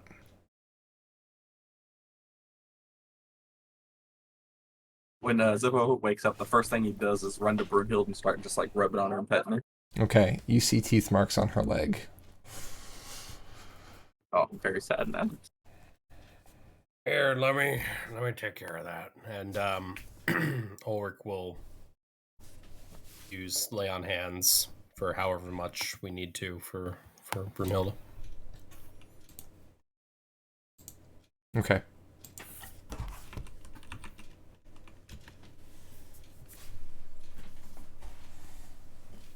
Happy to remove that from tomorrow's totals as well.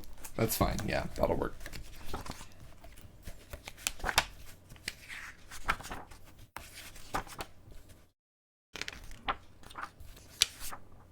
All right, so Zippo, you're awake. Yep, I'm ready for watch. Kind of, not really. Mentally, physically, yes. Mentally, maybe not. You got this. Belzian you passes go. out immediately. You gonna be okay? Yeah, I think I'll be okay. So, to briefly describe what she looked like, she had red skin and horns. She seemed to have 3 sets of arms and a serpent-like body, almost like a naga. Gotcha.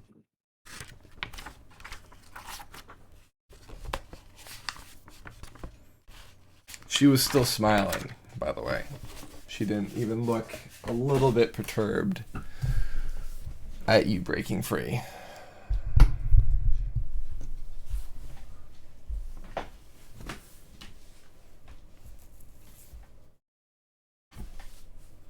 Yeah, Zippo's more like just kind of rubbing the scales and Brunhild. Okay. Ulrich, Jaeger, or Jarvik, excuse me, and Belzian, do you do anything more? He seems okay. Just kind of, I wonder about sleeping in this area.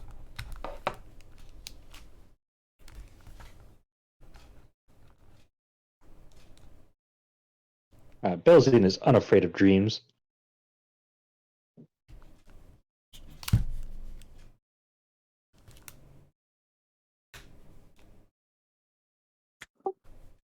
They're just gonna try to get some sleep, but sleep lightly.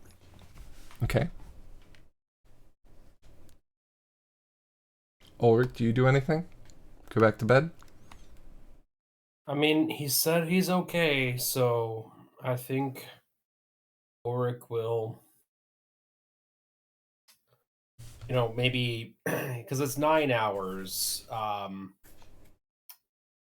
think Ulrich, if we're doing like a 3-3-3, I think Ulrich would maybe. That's 6 for him. He'd stay up for like a short bit, 15 minutes, just kind of watching everything, but otherwise, yeah. All right, Zippo, do a perception check, please. Okay. You still feel like you're being watched. That feeling in the back of your neck is still there. But now you're not sure if it's a physical form or not, or if there's still some sort of connection. Yeah, Zippo's definitely like thinking about it because he thought the genie guy, the one that gave him the storm powers, got rid of all of that. Yeah. That's what it seemed like. Especially since the ring broke. Yeah, he's very confused.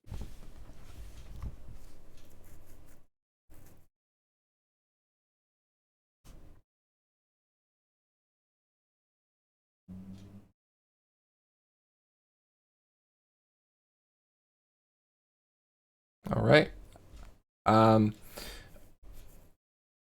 Ulrich kind of stays up to watch you for a little bit. You definitely do notice him with that roll. Is there anything you do about that?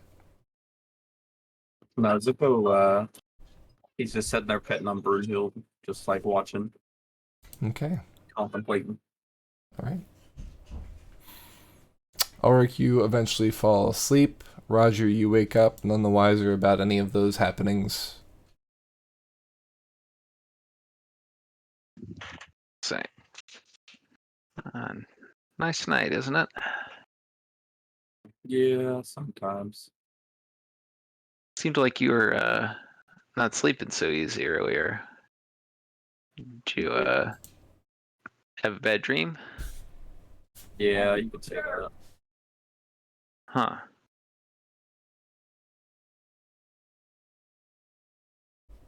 Very weird. I think the Eternal Clan magic stuff is messing with me. Hmm. This could be a way for you to get more power. Yeah, but there are still certain sources I don't want it back from. Unless I can control those sources, like I can the power I have now. Yeah, that's fair. Plus, I mean, you already did the thing that you wanted to do when we left Seregen, right? You're a dragon now. Yeah. You're all shiny and bronze, like our brand new benefactors. Indeed, indeed.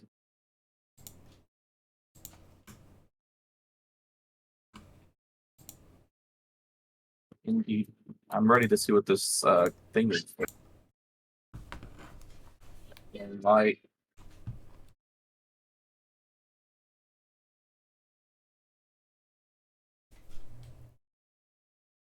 It looks like we're getting closer to it. Yeah. Any luck, and this is what I'm hoping it is. With any luck, maybe we'll get lucky and see the birth of a new dragon, because that just makes sense. Dragons obviously have to be born from something amazing like this. Yeah, that would be cool.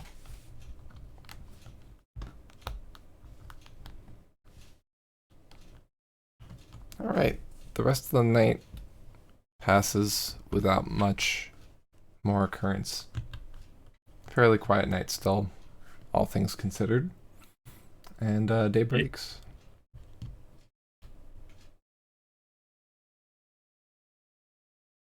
How many lay on hand points would I have used for Brunhild? Brunhild was so you don't have a bite attack to use, Zippo? No, I don't. Let's say he injured her 1 hit point. Okay, cool. Ulrich would once he's up and be like, "Are you doing all right, little guy?" Yeah. Now that I've had time to think on it, I think I'm doing okay. All right. Here's if there's anything you want to chat about, or anything like, Belgians are a really good listener. Yeah. Story what? See, he's so I'm good. just super ready to get out of the Eternal Clan. I'm like 25% sure that's what it is. Okay. Oh, we're gonna be here for a good while. You think this is something we need to expedite our exit from? No, I think we can at least do what we can to figure out the thing for Riff, and then after that, I for sure would like to not be in this land anymore. All right, let's try and make it quick. We'll go north. We'll try and find this light, and we'll immediately go northwest. Try and cut through the mountains and get over into the Halfling clan if we can. Yeah, let's do that. Let's do that. Sounds like adventure. That's right. Sausage ready? Let's roll. Zippo, before we go, have you ever considered keeping a dream journal?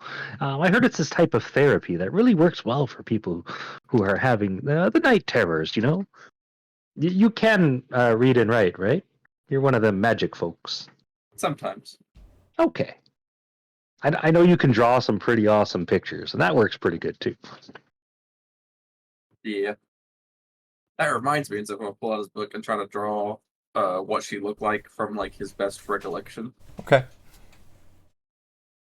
So you're already started. Way to go.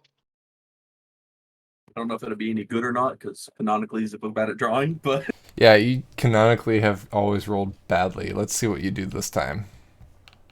what would it be to roll for drawing? Would it be sleight of hand or Yeah, I think we did sleight of hand. hot dog? Best one yet. Yup. I mean, that makes sense. Yeah, for sure. This one goes on the fridge for sure. Yeah. Do you show any of them, or are you doing it in a place where they might be able to see that you're drawing her? Oh yeah, Zippo's just like drawing as we're writing, so you can probably see it while he's drawing it. Okay. So anybody who looks, you see him draw what I described. What's that? Seems to be the thing I got my powers from originally. I thought you said it was a dragon. Right. Thought it was too. Okay. Hmm. So if we ever run into one of these, I get first dibs on killing it. Hey, I won't stop you there. That sounds fine to me.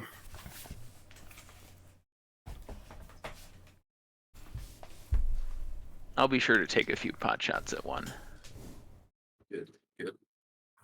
And like little notes around it, written in like draconic, written all the way around the picture is just a bunch of "I hate this thing, stupid, dumb, hatred." Okay. You eat dinner, you do a draw session. Anything else before we head out? I'm good. All right, destination. Point me in a direction, please. I mean, Heading so straight just to make toward the north mountain there is kind of what that I got. seems to be where the light was coming from, right? From last Direction. night, that northern area does seem to be where the glow was. I think we go straight towards it. Okay. Sounds good to me.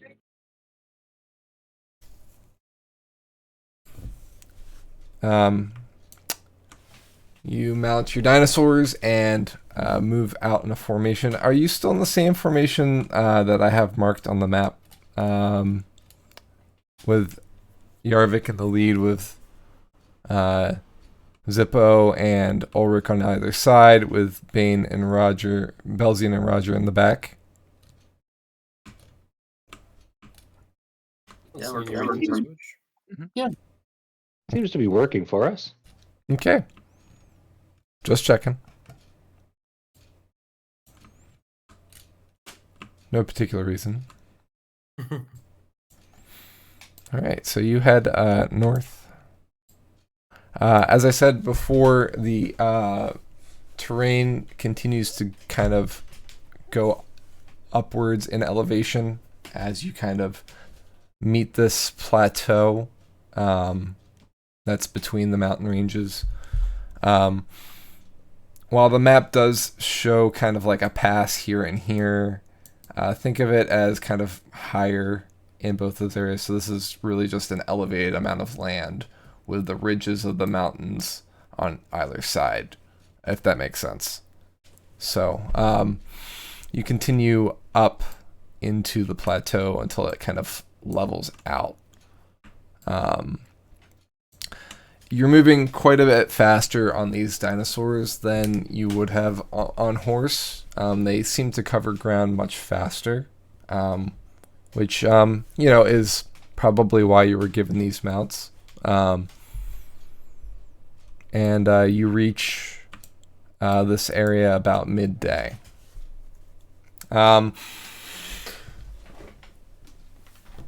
with your passive perception, Roger, you notice that there seem to be patches of plant life northwest and northeast of you that are kind of darker than the rest, in kind of a not a line, but like in a patch. But the patch seems to stretch in a kind of a unified fashion, if that makes sense. So like, you know how like a grouping of trees will grow in a group, but like as those seeds spread, so do those trees, right? It kind of looks like a darker plant is kind of growing in this area, in different areas on this plane. Okay. I'll do my best to point it out to the rest of the party. He says, look, up to the northeast and the northwest, there's a couple of patches of what might be heather or some other kind of dark plant on the ground.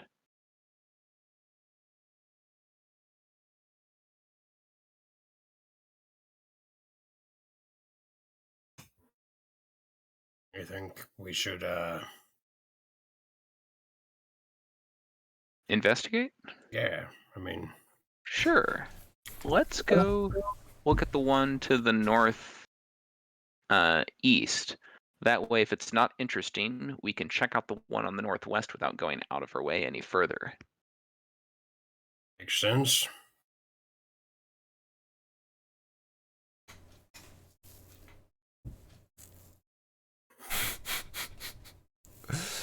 All right, so you head northeast toward the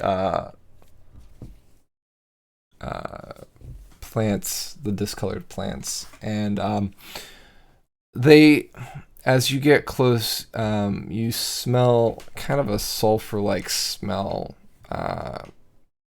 and it, as you get closer, it seems to be coming from the plants themselves.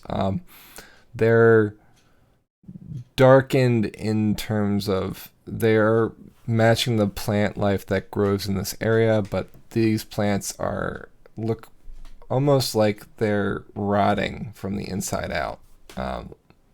Even the ground looks a little dark and unhealthy. The line of plants stretches northeast from here in a kind of meandering fashion, and you see other groupings of plants kind of tendriling out from the line that seems to be heading northeast. Well, I don't know much about plants, but this looks bad. Maybe we should just burn the whole forest down. Yeah. What's Yarvik's instinct on this? Has he ever Yeah, encountered anything like this before? Do a knowledge nature check, please. I guess that would be. Is there nature still? Yeah, there's still nature. Yeah. 22. All right. You know for a fact that this is not natural. Plants don't suddenly start rotting, especially in a line like this. This does seem to be something that is not. It's not something where it kind of reminds you of poison, like the plant is poisoned. You've used kind of natural poisons to kind of eliminate plants that you did not wish to grow amongst your foods in the past. It's things that your family taught you growing up, but this seems to be a little bit more prolific. Does it feel to be like of a magical nature, or is this something purely, biological or chemical? Well, I can tell you that it's not, doesn't seem to be biological from your knowledge nature check. Okay.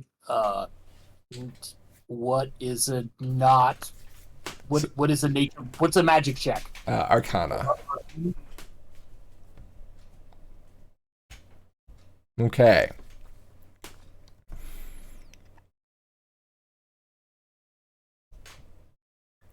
Definitely some sort of magic, maybe, but you've never seen anything like this. You're not quite sure what's causing it, but it doesn't seem to be at a surface level if you can't see it, and it seems to be dying from even the roots as you pull it out of the ground to take a look at it.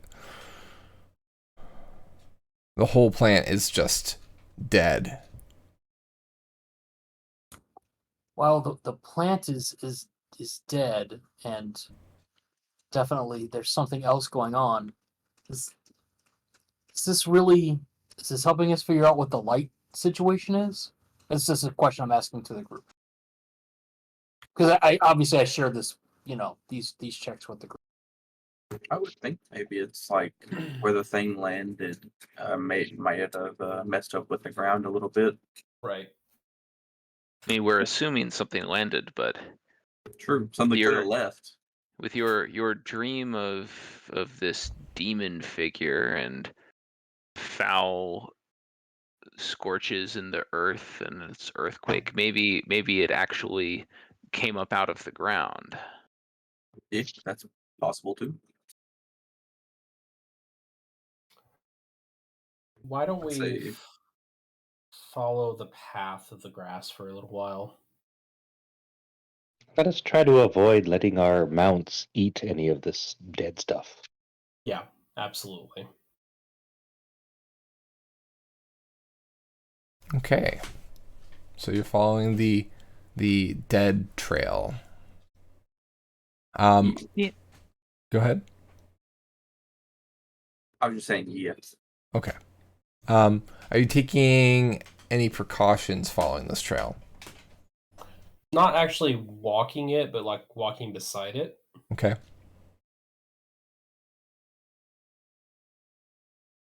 And just keeping an eye out for anything new and different.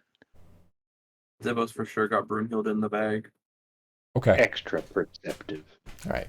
But also, mindful of the mounts, because what if this is gross poison or something? That would not be good for them and their dino tummies. Yeah, makes sense. Are you fine with walking on it, or are you avoiding it at all costs, like even touching it? I mean, so Yarvik didn't get hurt too badly from digging it up Correct. and checking the roots. If it looks like we have to walk through a whole lot of it, maybe we'll stop and reconsider. But I think if we have to go over a small patch, it's probably not a big deal. Okay. Yeah, agreed. All right.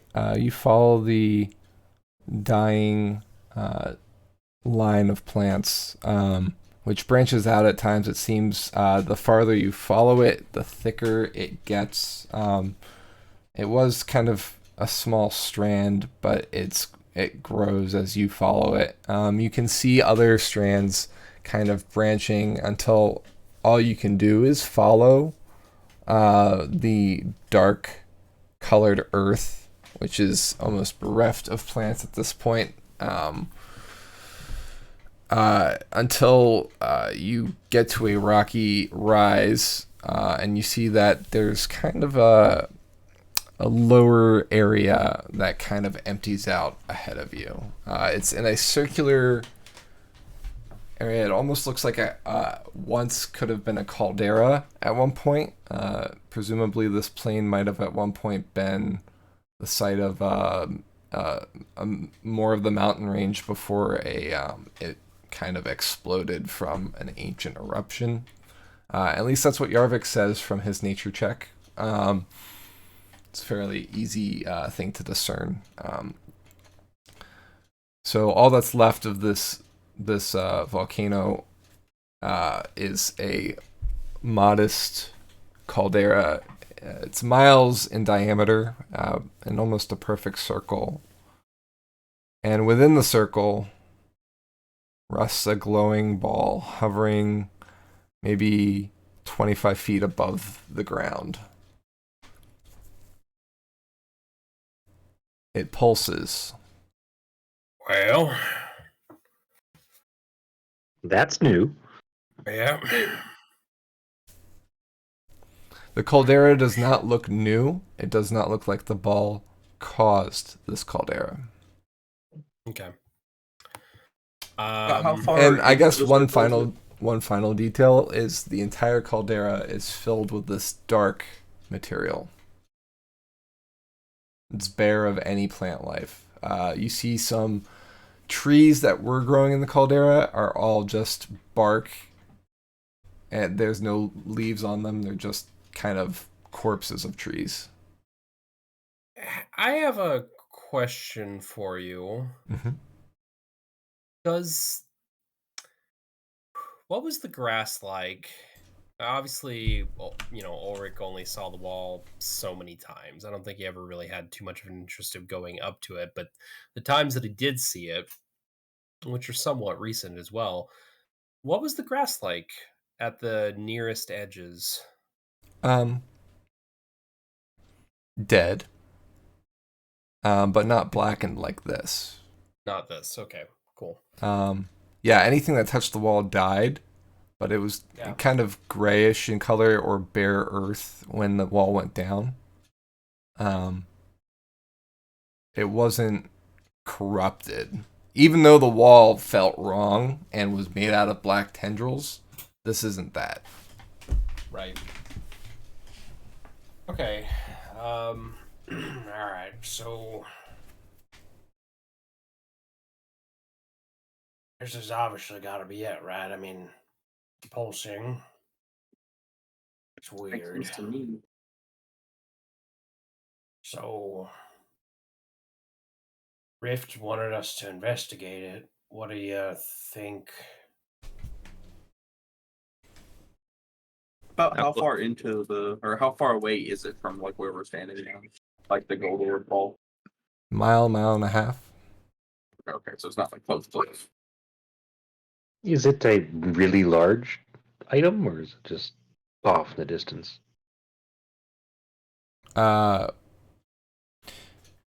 It's a big glowing ball of light. You're not sure because you're not near it and you don't really have anything to measure it with. You know what I mean? It's kind of hard to tell where the ball ends because it's made out of light, right? And from this distance, it's a pulsing ball of light, right? Did the sun get confused and come here instead? It's not blinding like it looking at the sun might. It is white. I'm not blinded by the light. Zippo, didn't you pick up some kind of a telescopic item with a looking glass in it? Yeah. Let's take a look. Okay. So we'll pull out the spyglass and try to zoom in on the ball, probably blinding himself in the process.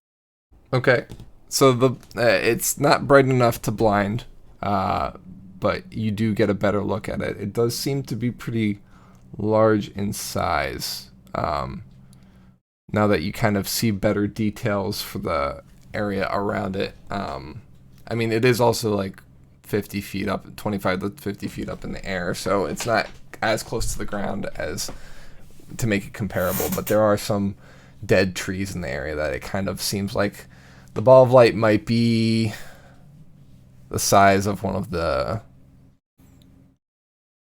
dinosaurs.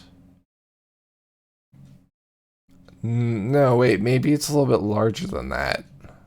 Maybe it's not large, but huge. No, Bigger than a wait. bread ball. Maybe it's gargantuan. It's like dragon sized? Maybe it's the size of Rift. Wait, is there more than one ball of light? Is there... Oh, wait, no. Now it's large again.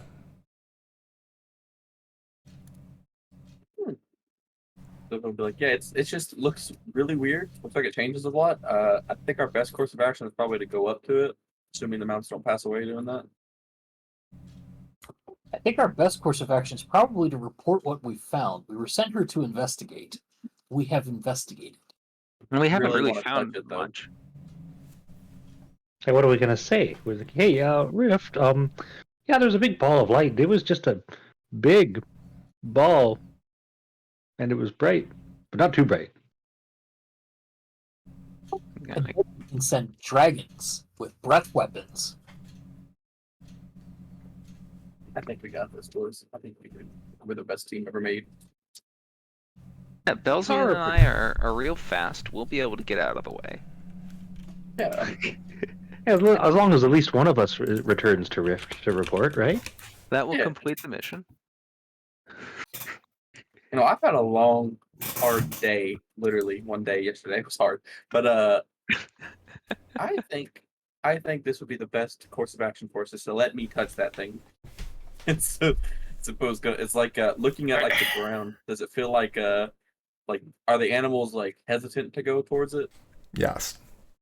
It seems a little bit adverse to life things.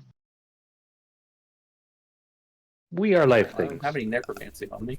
I will also say, Zippo, that feeling is the strongest it's ever been right now. The watching me feeling or the Yes. okay, now Zibbo has to go there. Oh, hold on now, buddy. Look, this is the last time we just touched something. The whole world changed in a pretty drastic fashion, and this thing's already doing something. So, start Yeah, rushing something in. bad. Right. But I mean, I don't know what to do. I just feel like touching it, rushing in, maybe not the right way to go, right? I hear What you. if we- I do. But I have to do this. Like I need this.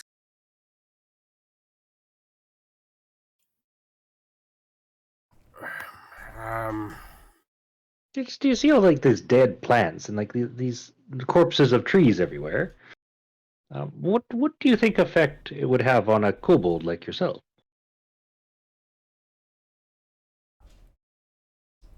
Not 100%, but what if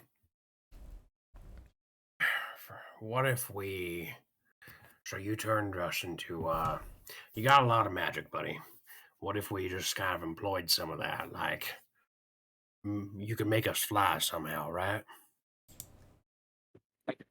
transform some of us. Okay. Some of the animals I've seen. You could Okay. transform the orb. But I have to reach it to be able to transform it. Or at least get close to it. Yeah, but that was your plan anyway. True.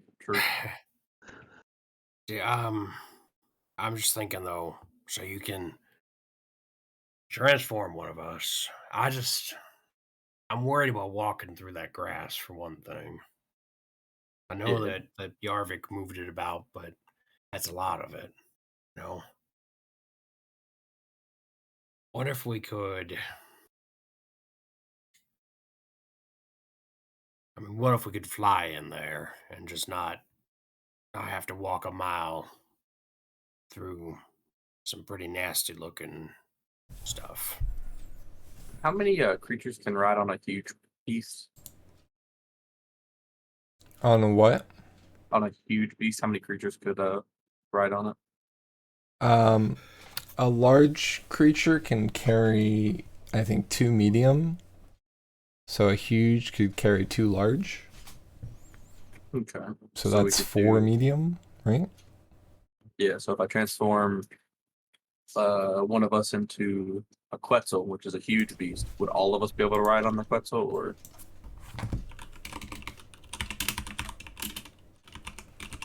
A pretzel. It is almost snack time. How many medium creatures can a huge creature carry? A medium creature with 10 strength has a carrying capacity of 150. No, that's not what I want. Okay. So large can carry 2 times the amount a medium creature can. Huge is 4 times. So yeah, it would be 4.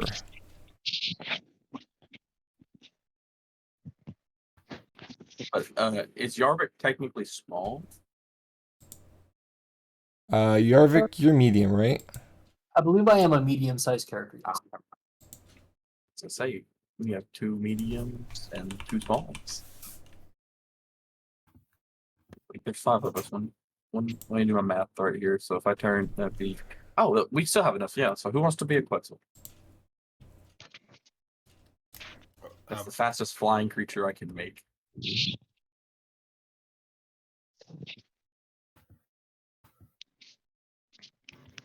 I mean, I was kind of thinking if we got close, I could do some detect magic.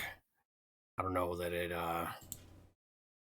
will tell us a ton, but certainly try. Yeah.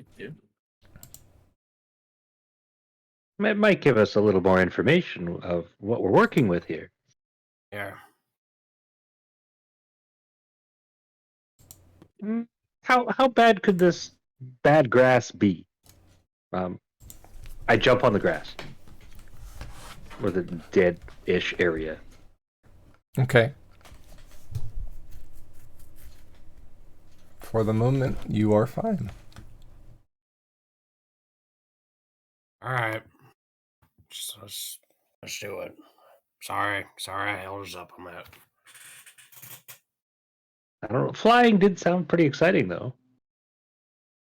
Did Maybe we could fly back. Maybe we'll have to fly back. Yeah, maybe we'll have to. That's right. We'll keep that one in the pocket. Roger, give me perception, please.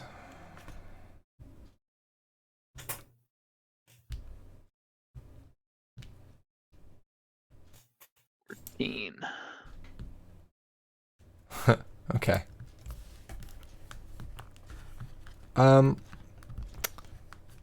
Each pulse, what I described to Zippo when he was looking through the spyglass, where I was like, oh, it looks like it's large. Oh, it's huge. Actually, it might be gargantuan. That was the description of what a pulse looked like.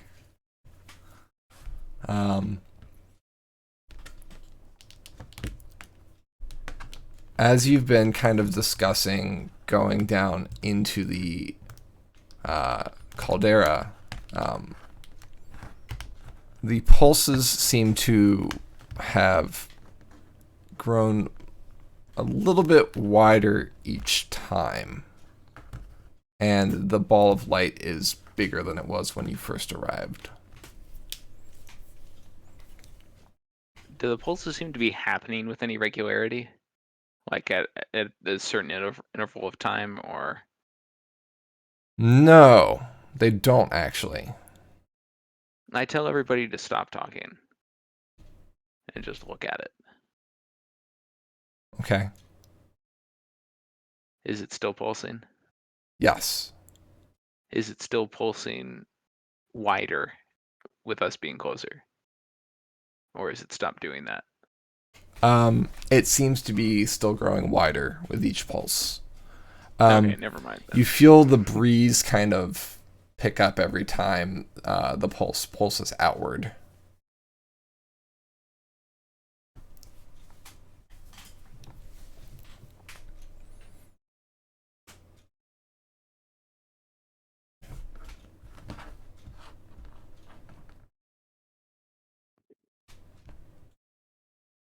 Interesting.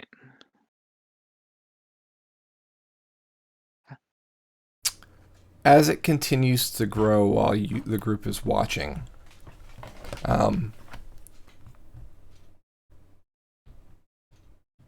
there is a ripping sound.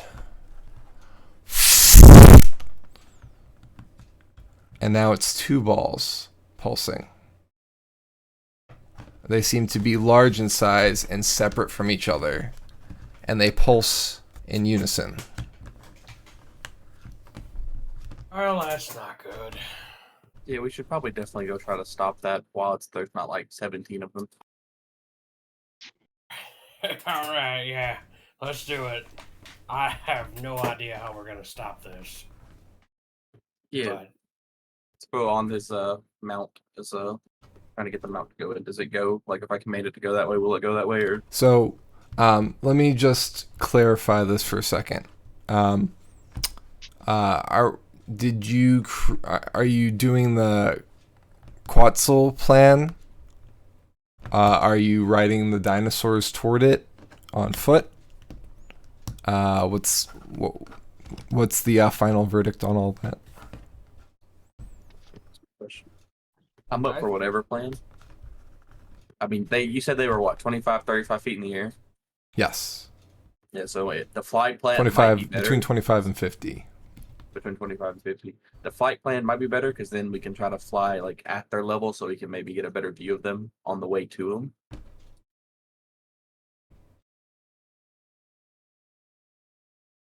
And I think that's really the only reason I would. And if there is something on the grass, it's not gonna hit us on a Quetzal, or at least not a friendly air.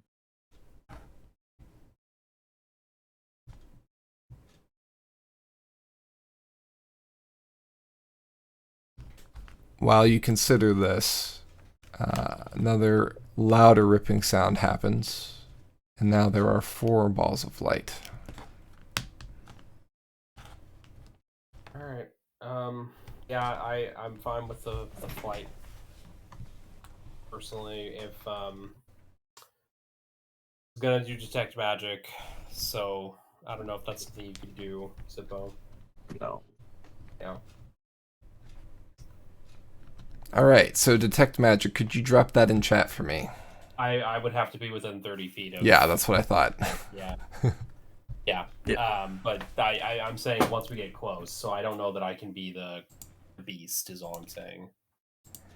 All right. Well, Zippo is going to like walk over to Bilzy and Yarvik and Roger. All right, who's the bird?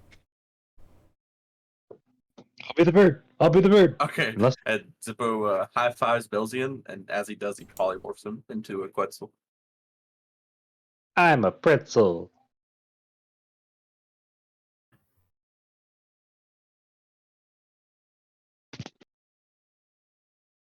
Okay, so Belzian, you're a Quetzal. Yep. We can all climb onto him. So- with a flight speed of 80 feet. Fortunately for you, Zippo, Quetzal is exactly what it described as one of the creatures that you saw on your way north just I yesterday. figured that's what I was thinking. I was like, when you had described it, I'm like, what dinosaur could that be? And I was like, I'm gonna look up images of dinosaurs because I don't know off the top of my head. And Yeah. then I was like, mentioning the description, I'm like, I'm gonna hope that was a Quetzal. Yeah, it was one of the larger ones. All right. So, Belzin, you are Quetzal. I will get you the stat block for that. But, all right, so what's the plan? Belzian flies as fast as possible towards the middle. least With that's everybody else? On him, yeah. Yeah.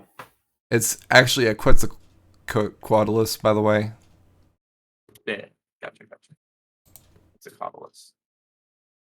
Quetzalcoatl. Yeah, it's a fun name.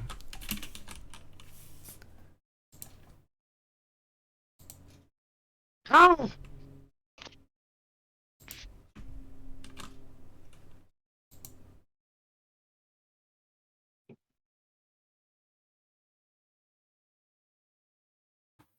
All right. So, is everybody else getting on? Yeah. Okay. Any plans for fastening yourselves onto the Quetzalcoatlus since it's not going to have a saddle or anything like that?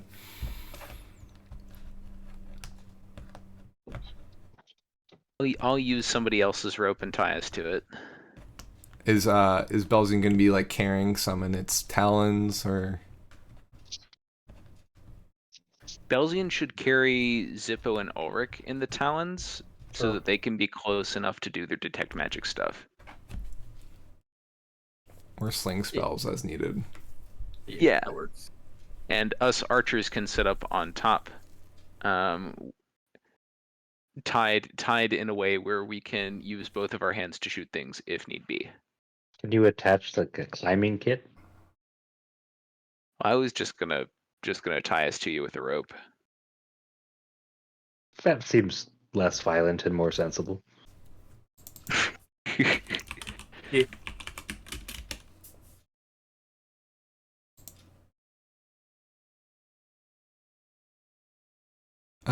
So, I guess the question for you, Zippo, is you used a polymorph for this, right? Yeah. All right.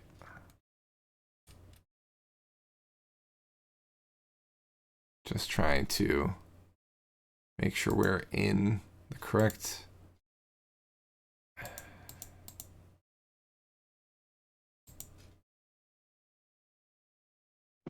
All right. Yeah, we're good. So, all right.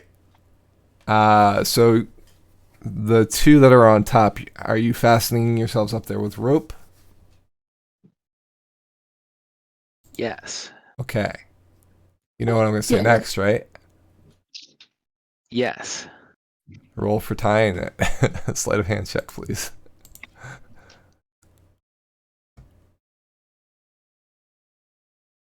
I feel pretty confident about this. All right.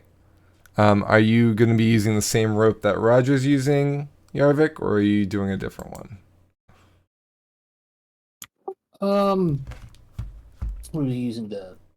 I guess I just do the same thing, right? Yeah, it's the soap rope, right? Yep.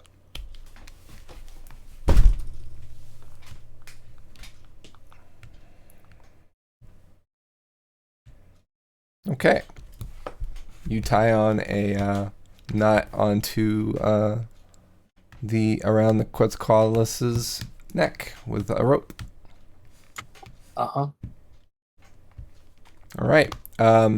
So as the party has prepared to get onto the Quetzalcoatlus, Yarvik and Roger clamber on top. Belzian, you prepare to take off. Turning to look at the target, there are now 16 glowing balls of light, all large in size. They're starting to get a little bit lower to the ground as they spread, also a little higher, and off to the side as well.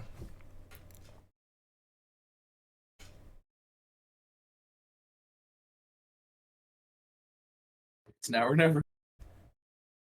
I mean, yeah, as soon as we get kind of close-ish to it, Ulrich is going to try and detect magic, and I will post that for you here. I have to be within 30 feet of a magical effect, essentially. Let me, I don't know if that, there you go. Okay, so you'll have to fly a mile. The Quetzalcoatlus can fly up to 80 feet, you said? Yeah, 80 feet without dashing. Okay.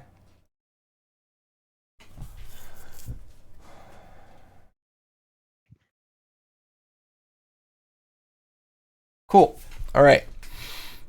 So, as you travel closer and closer, Belzian, as you fly, the pulses, when they kind of pulse, especially the more balls of light there are, the harder the gush of wind. So, as you fly forward, you kind of have to ride that draft and then soar toward it again. Use my sorcerer ability to change the wind direction. You can try. Let me double check what it says before I 100% on it. Storm Guide. You gain the ability to subtly control the weather around you. If it's rainy, you can use your action to stop the rain in a 20-foot radius. If it's windy, you can use a bonus action each round to choose the direction of the wind blows in a 100-foot radius sphere centered on you. Okay. And it's centered on you for 100 feet around you at that point. Yeah. It doesn't say anything about it moving with you, though, right?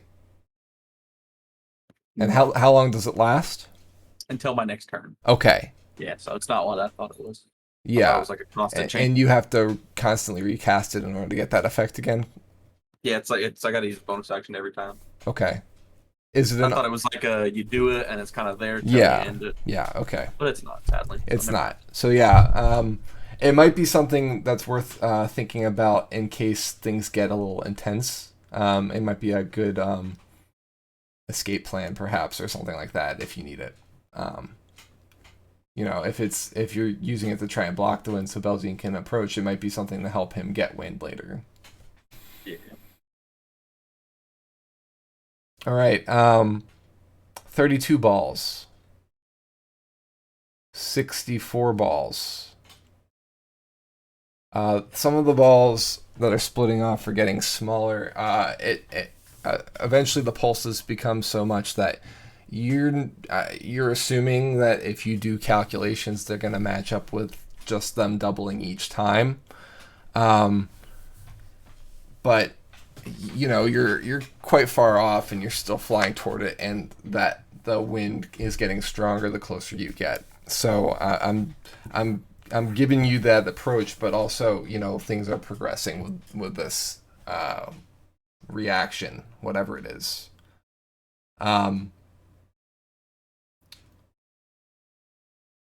Fortunately, as the balls are multiplying, they also spread. One of the smaller balls some of the smaller balls actually kind of dart out from the pack, if you will, as one of the pulses happens. It seems like they're kind of spreading out more and more as the pulse happens, with the larger balls toward the center and the smaller balls kind of out and getting spread. So one of those balls is in your flight path, and Belzian picks that ball to fly to, I assume. Is that fair to say? That seems appropriate. Okay. Belzian brings you within 30 feet of one of those balls of light. So you cast Detect Magic? That's right. Okay. So what I'm going to do here... So the duration is... The casting time's 1 action, so... And then from there, you have a duration of up to 10 minutes. You can study the object, right? So you use a feint action to see a faint aura around any visible creature or object. The spell can...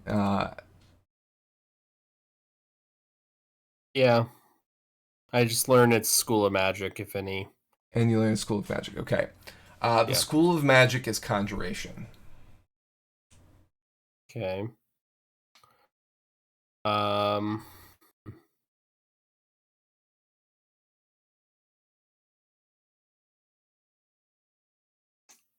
So, does Ulrich... I suppose Ulrich wouldn't really, like, see an aura around something. Like, this isn't, like, stemming from a specific object or creature. You see an within aura proximity. around the ball, which is the Right, thing yeah. within 30 feet of you. Yeah. But there's nothing like trailing off of the ball, like showing a connection between that ball and the other balls. Right. If that's what you're kind of getting at. Right. Well, I mean, Pulse, and the ball flies further away, out, back toward the way you came. There are more balls around nearby now, but not within 30 feet. But continue. Sorry, so we're surrounded now, essentially? The balls are spreading and further apart. So there are more balls closer to you than before, but none directly near you. I mean, it's conjuration, which could mean it's summoning. It's summoning of some sort. Yes, our best bet would probably be go to the source, which would be the center where it was originally and cross it underneath of it. Yeah, that makes sense. You've got a pretty good look of the whole caldera from here. You don't see any figures down on the ground. You don't see any markings anywhere aside from, the blackness of the desecrated land, it looks like.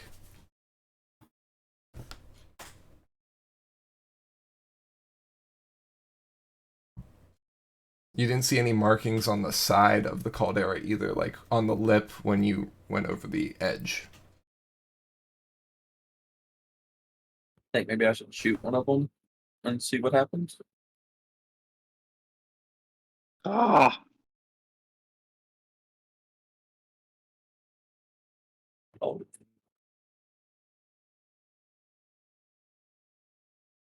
And over the ring too, I'll ask the rangers up top. I'm like, hey, do you guys think we should shoot at one of them since we're not really sure what else to do? Works for me. Roger will attempt to shoot one. Okay. I will also attempt to shoot one with a fireball. Are you all trying to shoot the same one or just different ones, whatever you can see? I think there are probably too many of them for us to realistically coordinate. Yeah. Okay. Just whatever one I see within 120 feet of me. Do you want to target the ball that flung further outward that you were kind of studying before, Zippo? Yeah, sure. Okay. Roger, you notice that Yarvik is kind of hanging on for dear life. Yarvik, you're not game free and you're kind of holding on. You're not going to be able to shoot. Help! Help! Help! Help!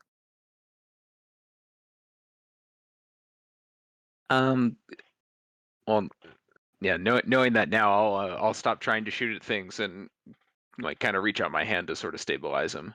Okay. We try to retie the knot. Yep, you can do a. You're probably not going to be able to sling it around the Quetzalcoatl since it's kind of in motion now, but you might be able to like tie yourself to Roger. Sure, let's try that. So that's a sleight of hand. Yeah. As long as Roger's willing, of course. I'm busy holding him, so I can't really stop him. Yeah, that's fair. Even if I think I would be tying the knot better. Okay.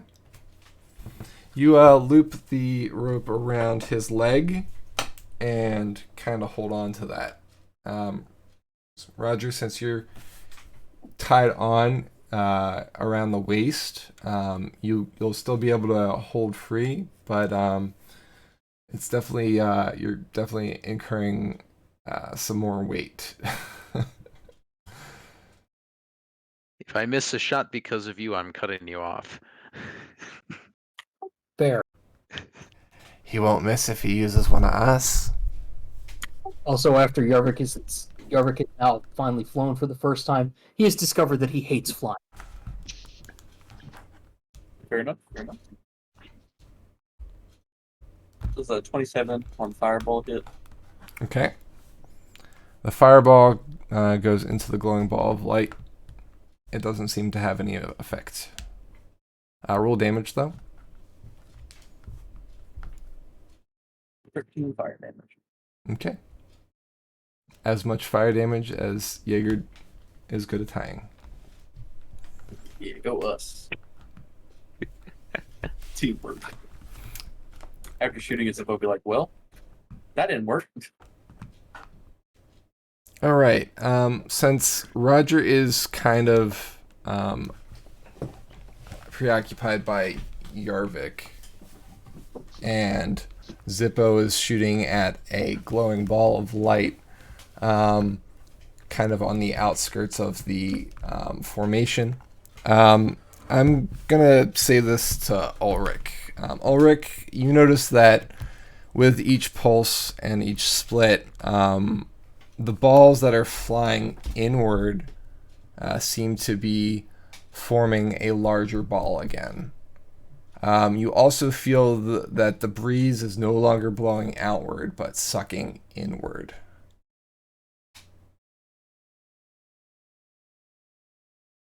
Okay.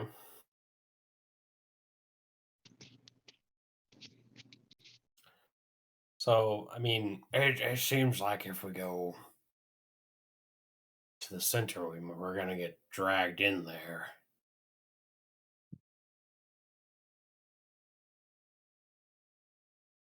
You know, if we get close enough, we might be able to see something inside and maybe stop it before it completes.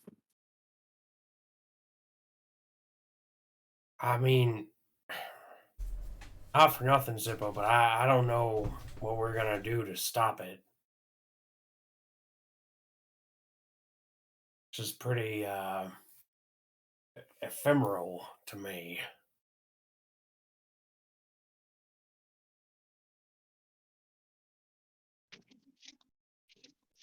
Yeah, but I mean, maybe if like the whole thing is one of the ones in the middle, it has something in it, and the rest that aren't. Maybe it's like maybe it's a smaller thing trying to look bigger by making a bigger body. I don't know. What do the rest of you think? Should we go in? You've only gone about a half a mile at this point, so the center ball is about a mile away. This seems like a bad idea. I would like to get off Mr. Bones' wild ride. I would call this investigated at this point. We can stay from a safe distance and see what happens once it's done sucking back into the middle. If all the balls disappear and nothing weird pops out of them, then maybe we can say, yeah, it's freaky, but nothing bad happened aside from all of the bad things that happened. But well, at least watch it finish whatever process it's going through here. Can't go closer. I guess we can watch it finish. What was that, Zippo? I was like, I'd like to go closer, but if the rest of the party doesn't want to, I can watch it finish. Okay. We can drop you off. That's okay with me. Zippo 100% is okay with that.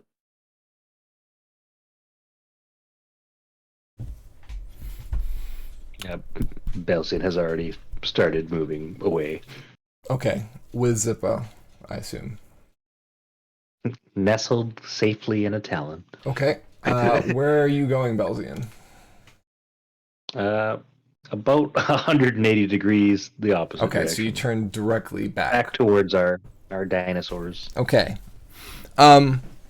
As you're traveling, the pulsing is growing faster, and the sucking sound makes it harder for you to fly back in the other direction. The wind seems to be picking up.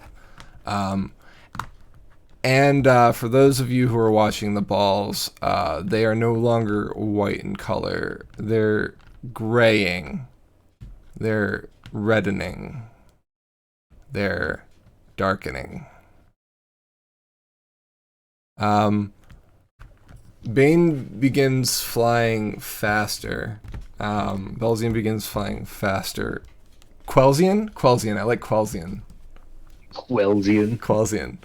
Begins flying faster, trying to move faster to compensate for the gust as the wind begins to kind of rip at the party. It's a good thing that Yarvik tied himself to Roger, because that knot would have not held enough to... He would have been sucked away from this vortex that is now growing. Can Zippo control the wind here at all? I'm saying this out loud. I mean, give it a shot and try it once. Time it for when the pulse hits. He's going to try to change the direction of the wind to the opposite direction of where the pulse is going. Okay. At this point, the pulses don't matter. The wind is kind of vortexing, and even when it's not pulsing at this point. So you cast the spell. Could you post that in chat for me? Just want to double check it. Yeah, it's not a spell. It's just an ability I have. Ability. Yeah, perfect.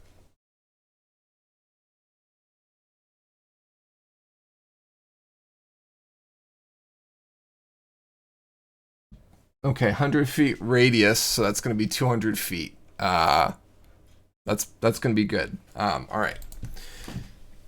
It's about half of the area that or the other half of the area that you need to cover, so that's perfectly fair. All right, so Zippo cast a spell, and for a few moments, Belzian, you no longer have to fight against the wind, and you have a free and clear way to kind of soar away as fast as you can, moving at dash action to kind of cover that as much of that distance as you can before the air I choose to dinosaur. hits you.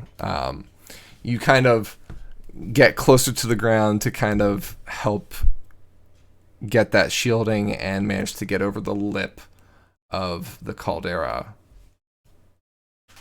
As this is happening, the glowing balls are getting darker. The one in the middle begins kind of erupting and turning into a form. It's black as the darkest night. It forms into a tear in space.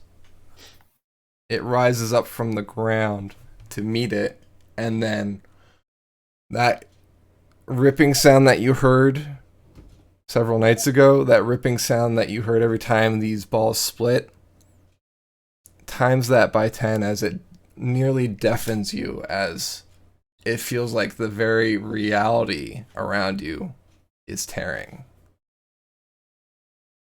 From the tear, you see glowing redness.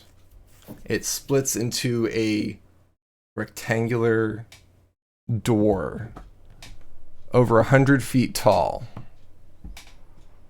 A figure steps out from it. The figure is imposing, vaguely humanoid, stands maybe 20 feet tall. His frame is immense, a twisted fusion of corpulence, muscle, rot bloated flesh. His physique is marked by bestial features. He has horns, the desiccated head of a ram, thick furry legs, and cloven hooves of a goat. He boasts great, massive black wings that spread, and a great maw filled with tusks, long and thick. He has a tail dripping with some dark liquid, and he's covered in spines. Around him, all of the glowing balls are also black, and they begin forming into various monstrosities, some similar to the picture that Zippo drew, others even worse monstrosities, some flying, some crawl, all shouting in triumph. The figure that steps out of the door raises a great staff, a scepter maybe.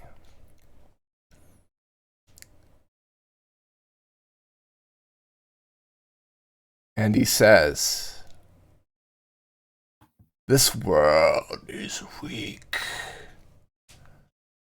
and I will take it as my own layer of the abyss. For I, Orcus, crave that which is mine, and that which will be mine." And he slams his scepter down, and the door is complete. Go, my minions, and spread. And the demons around him begin to move outward, and more stream out behind him through the door. End of session. Dun, dun, dun.